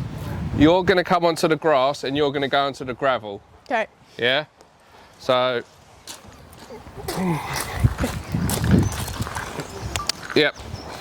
Mango. Leave it. Leave. Good boy. Okay. Well, you wouldn't have done that before. No. That was good. Check you out, mate. Shall I go the other way? Yep. Come on. Let's go. So move to the left a little bit, Leave to the it. left, to the left. There you go. Good boy. So that little movement to the left there, his head was like sort of fixating on what's going on and his Yeah. body was angling out to the right. Yeah. So by stepping off to the left, it almost acts as if you're a bit of a magnet to bring him towards you. Yeah. Come on. Let's go. So look, walk into him a little bit. In. There we go. You want to watch for those little things. Yeah. Where he angles off too much or sort of Just comes redirect. into you too much. So Let's go. Good boy. see that? Leave it. Good. Good boy. All right, thank you, Phoebe.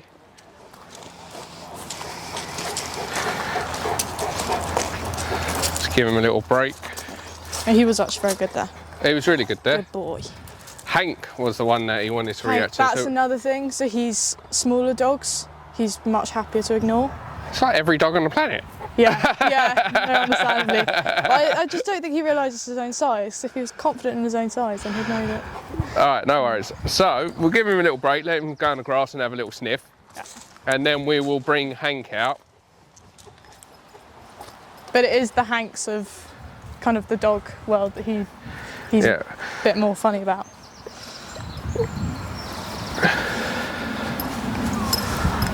But it's funny because it's typically the smaller dogs who'll run up to him or he'll bark at him, and he's actually quite good at ignoring them. But a bigger dog can look at him, and he'll. Well, he was quite good. Where was that poop? Here. Oh, that's fine. We should cone it. So, walking head onto a dog and obviously being static and not catching him are two things.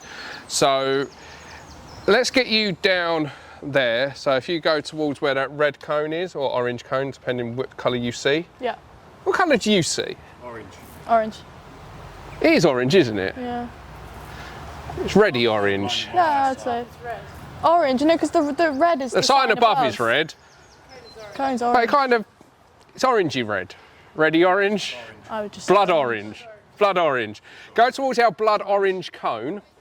Me and you, we can't do colours. No, I'll get a cone out in a minute and tell me what colour it is. Some people see green, some people see yellow. Anyway, go in that vicinity. Yeah. And we'll get Hank out. Oh, that's nice. You've got double whammy. So you've got a dog to your right, dog to your left. Nice. So remember that little step, you may have to do it as you come here because he's going to want to go that way. Yeah. So you may want to step a little bit in that direction, but then you're going to have to kind of go into him. Angle it. Yeah. Whenever you're ready. So just straight down. Straight down, Yeah. but not necessarily in a straight line. it. So see he's looking? Good. Leave it. So step off. Good boy. Good boy. Good. Nice. Right, let's do it again. Whenever you're ready. So see he's angling off, step Leave to it. the left, bring him with you, then Good. straighten up. Perfect. Turn around. Leave it. It's those little steps that make the difference. Yeah. That's good. Good boy. Good. It's those little steps that make the difference. If he's fixating on a dog, like pulling off to the right a little bit, Yeah. and you keep moving forward as he's doing that, he's fixated and locked on, so he's likely to react. Yeah. If you take a step to the side, it just brings him back to you, almost like a magnet, and what happens is it just breaks that fixation a little bit and just resets. Oh shit, this should be fun. Right. What you're gonna have to do, walk past Hank, turn and come back this way. Okay. So, where are you going, Aaron? Just stay where you are for a bit. So step it. off to the left, to the left.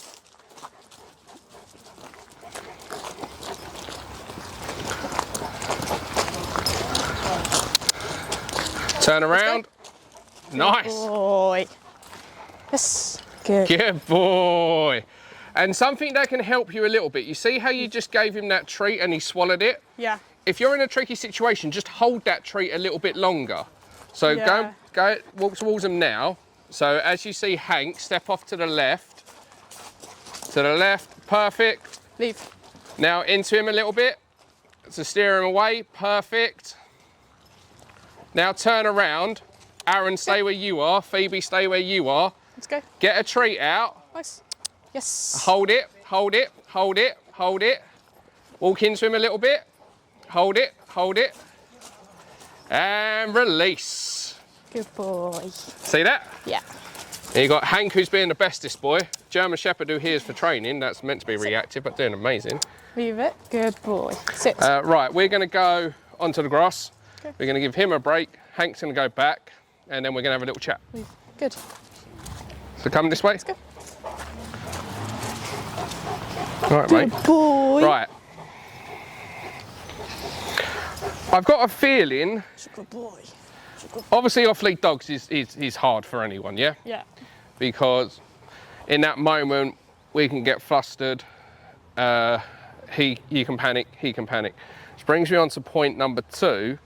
I feel like when you're here, you feel much more confident. Yeah. Yeah, because he's been as good as he can be. Yeah, he's being amazing. Yeah. Yeah. And it is sometimes because 2 things. One, you're here, so obviously if you make a mistake, we're here. It's Yeah. safe, it's controlled. Yeah. But the dogs are also well behaved. I'm going to mix it up. I'm going to have someone just follow you and put pressure on you. Yeah. Yeah. Phoebe, I need you to be an annoying person with Bella and just kind of follow this dog around.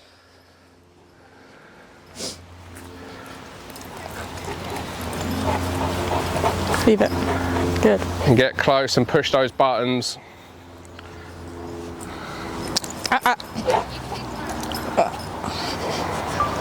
Yeah, keep pushing those buttons, take them with you, let's go. Good boy. Leave it. Let's go, nice. Eyes on me. Come on. Let's go. Leave. Good boy. Yes, good.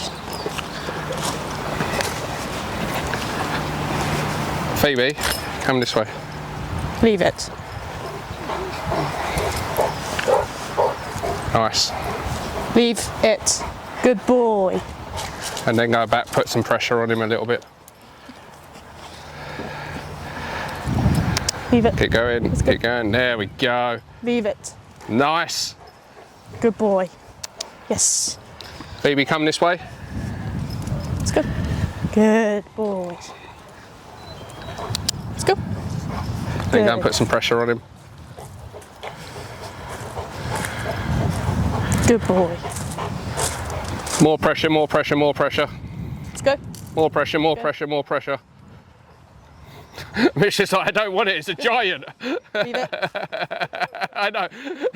Misha's like, a ball. Good boy, Margot. Thank boy. you, Phoebe. Let's go. Good. Yeah. Good Oh boy. no, I think Mishka's more scared of the dog than anything else, because she had no problem when we did that with the smaller dog I had before you guys come. Good. Mishka was actually trying to get there, which was quite cool. And then got all excited and started reverse sneezing. But this one, Mishka's like, no. Not having it. Right, first thing I want you guys to do is just do a nice big circle round us. So we're going to stay nice and still. Just do a nice big circle around us. Good boy.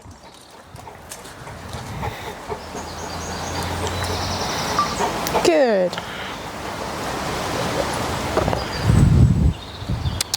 Nice. Good. Thank you.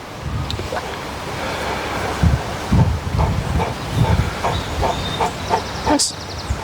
Yeah, good boy. Right, now can you guys go and make yourself cones? Good. Let's have one, actually both of you on this grass for now. Yep. Right, Poppy, first thing I want you to do, they're just going to be static. I just want you to walk on the gravel up to the fence and then back. Okay. So just go and walk past them. Good boy. Good boy.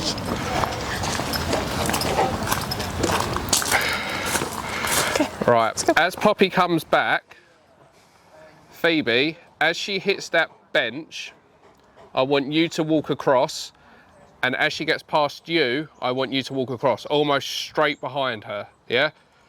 Right, whenever you're ready. So Phoebe, off you go. Leave it. Thank you. Looking too much, too much.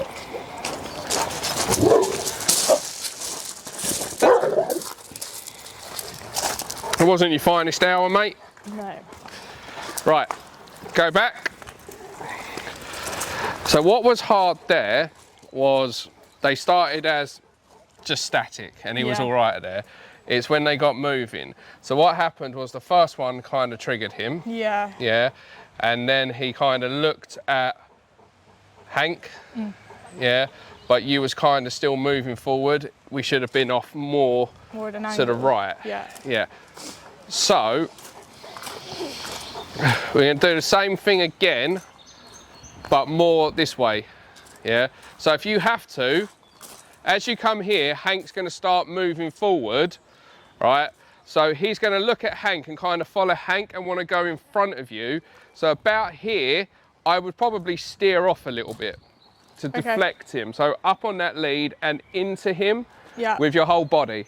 All right, so don't have him start to push across you. Yeah. Then we should be all right as we straighten up, as then,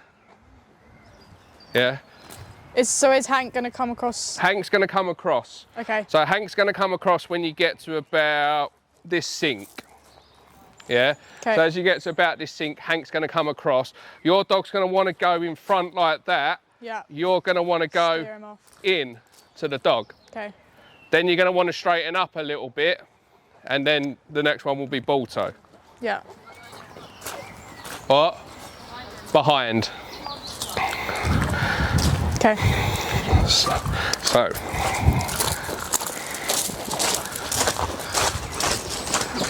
Nice. Then straighten up. Off to the left, off to the left. Keep walking, keep walking. Really struggles with things behind him. So let's go again. Whenever you're ready. So you're going to go that way. Phoebe, off you go. Into him a little bit, into him. Now straighten up. Let's go. Keep walking almost towards me, almost towards me. Good boy. There you go. The way you move matters so much. Yeah. Yeah. So I position myself off, so he's almost walking diagonally towards me, and the more you're moving towards me diagonally, the more he's staying close to you. If you straighten up too soon, he's back looking at that dog. Go again. One more time. Into him a little bit, straighten up. Now keep angling off towards that gate. Towards that gate. Good boy. And then straighten up. Good. There you go. Perfect. Thanks, guys. We give the dog a little break. With reactivity, this is where people struggle, because they'll be at home and go, my dog doesn't do that, my dog's worse than that, or etc, etc, etc. When in reality, they think they're doing what they see, but they're not. The amount of people that come here, and I can see they're trying what they've seen in the videos, but they're not moving properly. Yeah, they're either too slow, too soft, too straight, too stiff, all of those things, yeah? Reactivity is fixing a series of little things. The difference between walking this way for an extra few steps versus walking this way is the difference between your dog reacting or not. The difference between your dog pushing into you and you pushing back a little bit is the difference between your dog reacting or not. Yeah? Timing is critical, but movement, slow, calm and smooth. Speed comes from repetitions. Yeah? If we come too erratic, trying to do everything too quickly, we implode, the dog implodes.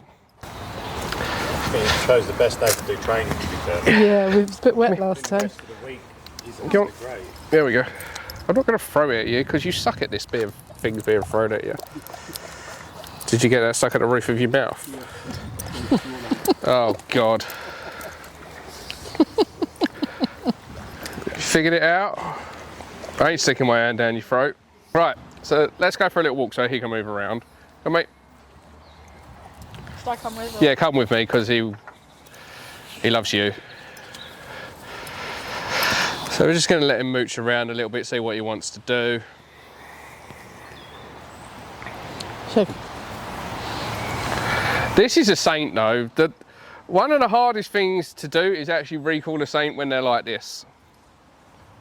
Where's that? Nose on the I ground. see. This is a species that can detect, there we go. This is a species that can detect avalanches. Really?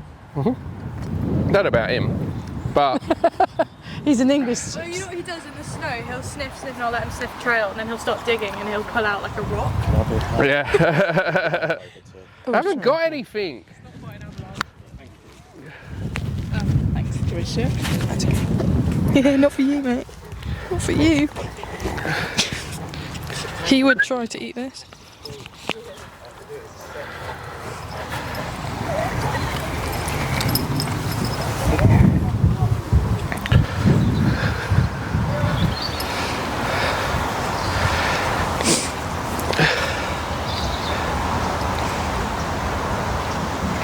Give me, yes. So, when we're doing recall training, okay, a couple of things to take into account. If he goes that way because he's seen something and I start walking towards him, that's a green light to go that way. They're very simple. So if he looks back to see where I am because he's seen a dog or seen a person or a distraction and sees me going, no, come here, he goes, well, you're going that way, I'll go. So it's almost a green light to run. If I'm standing still, he anticipates I'm going to stay where I am. So if I'm going, come, come, come, he looks at me, looks at what he wants and goes, well, you're right there. I'm going to go that way because I anticipate you're going to stay here. But if he sees me going away like this, he's much more likely to follow me. So throw some treats to get him to go away. You've got to use your nose. They're down there somewhere. You're meant to be a saint. You're meant to be able to find shit. There we go. Go and find that. So as I call him, this is what I want to do. Let him do it. It's a great exercise for a saint, by the way. And what I'm going to do in the beginning is I want to call him when I've got more chance. Go, yes! Backwards, backwards, backwards, which encourages him to come towards me. Then the treats. Now notice he's also on a lead. That lead is there in case he decides to ignore the treat or ignore me because what I'm offering may not be as much as what he wants at that moment in time. So this lead is there, so if I have to, I can step on it, pick it up and make it happen. I'm not going to go, come, come, come, and repeat myself over and over again where he can ignore me because then I'm devaluing what I'm asking him to do and he's learning he can ignore me. So if he does ignore me, we have this lead and we make it happen.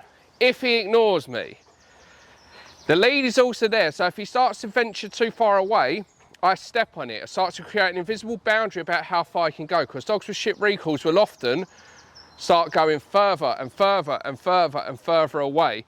So if he's getting too far, I just step on that and say stop or wait, or he will look at me and I can call him back to me, start to teach him how far he can go.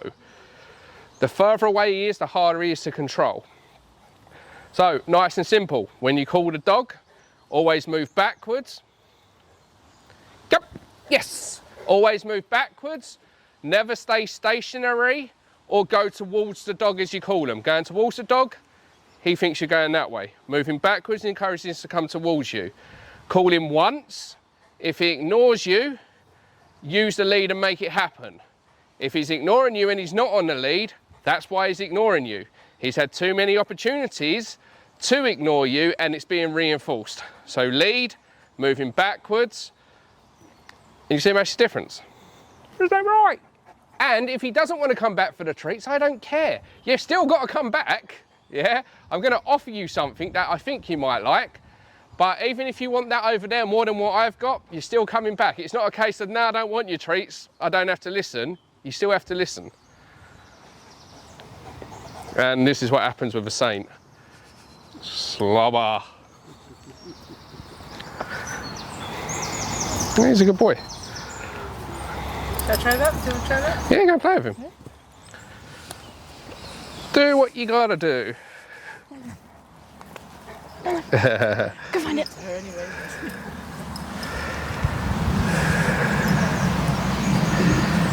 So if you do that with a small distraction in the dog. Okay, come here. Thank you. There you go. Didn't really set him up for success there. No, but you still had to complete it. Yeah. That's inevitably the end of it. Amount of treats. Oh, what have you got? Oh, they're fine. It's just sometimes people have like cooked chicken and I don't want to stick that in my pocket.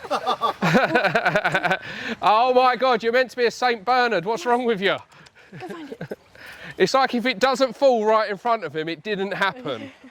He's an English St. Bernard. Mate, Search and rescue is in your heritage, but I don't think you're going to meet the criteria.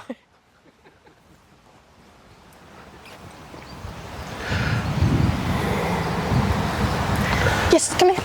Good boy. Good boy. Oh yeah, and then run back. What about that? Yeah. Yeah. Standing still, the dog might come to you if there's nothing going on, but like I said, if he anticipates you're going to stay there and you're asking him to come away from something that he potentially wants to run over to, it's a big ask. Yeah. When we move backwards, the dog's like, hang on a second, I don't know where you're going. So we play on that desire for them to be a part of a pack, if you will.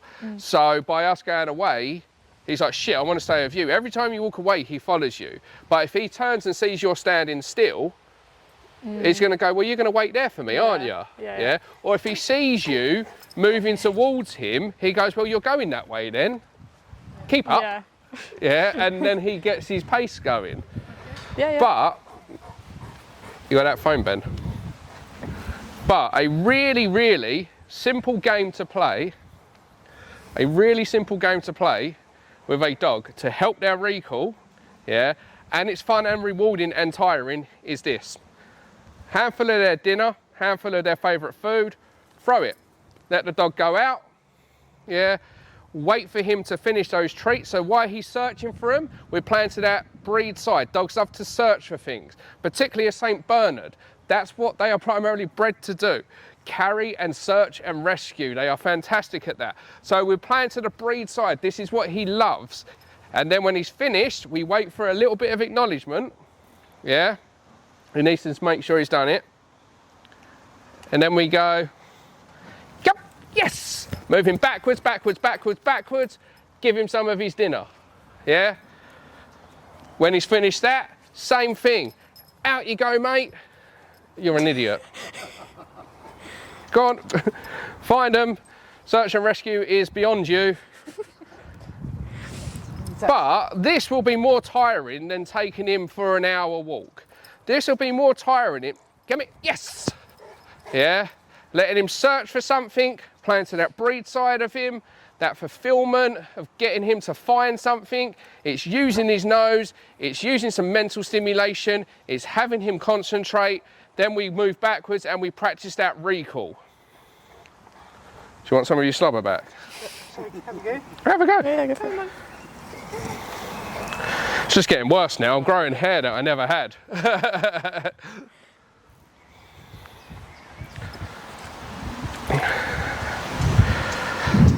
And what I will say as well, nice little emergency, because if he runs full pelt, he will slip out from under your foot. If you do see a dog, for argument's sake, yeah, and he's over there and you've got hold of his lead, what you do, put it over your thumb like that, lock it off so it's tight. This bit has to be tight over your thumb, and you make a fist, yeah, and then second hand comes up here and you turn. The reason I do that is because I'm going to brace for impact, yeah. He's going to take the brunt of it, not me. If I stand like this and he's running, yeah, I'm in trouble. So I'm going to go like this. Oh. Yeah, which will give us a nice little test about now.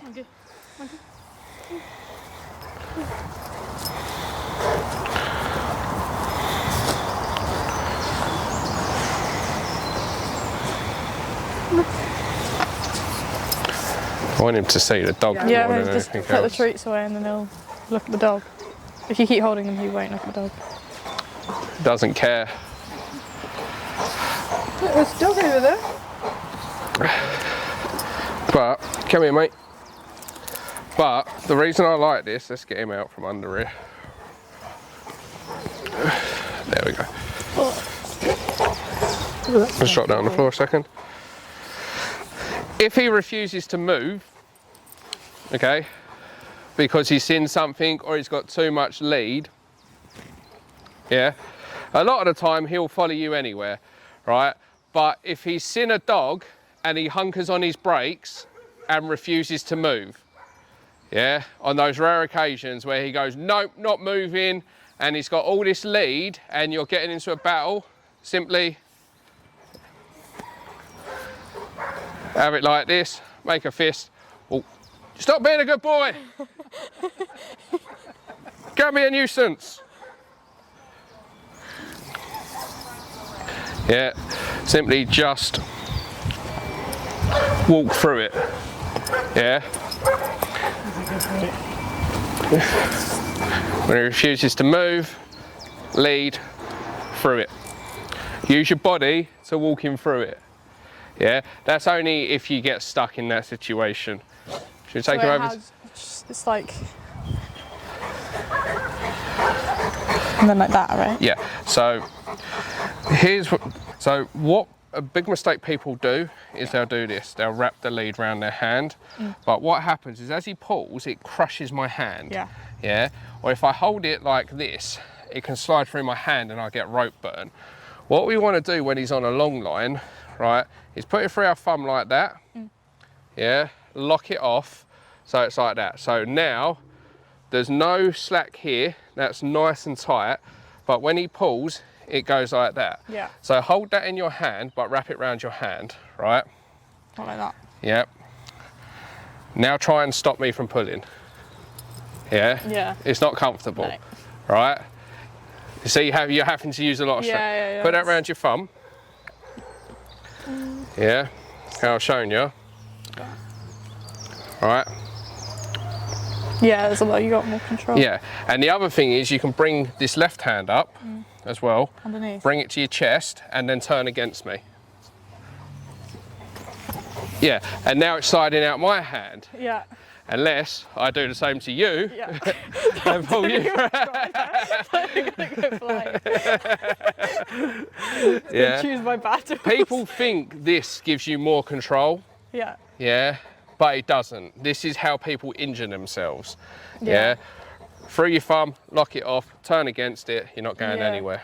And I can do that with the other lead Yeah, too, right? you do it with any lead, any lead. That's like the few instances that he does react and I really can't get him to redirect. Yeah. The other technique as well is if you're walking him, for example, yeah, put it through your finger like that. Okay, yeah. Yeah. I see. And you can also lock it off on both. Yeah. So with him by your side, should we change his lead in? No, to be fair, we can use it like this.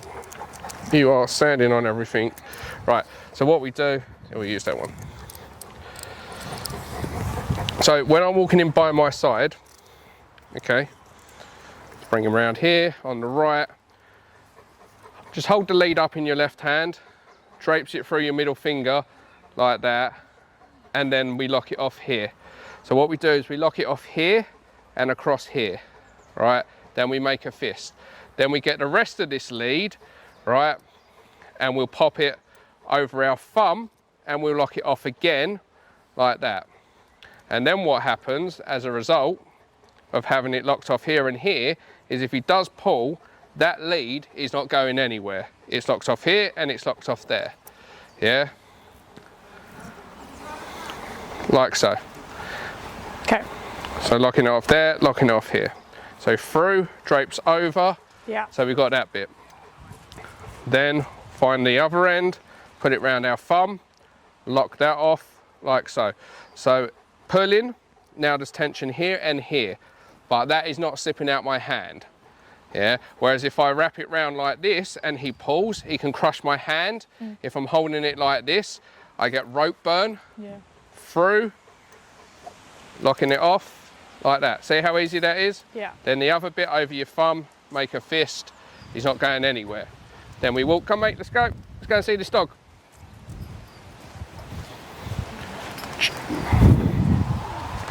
Nice and simple. Thank you.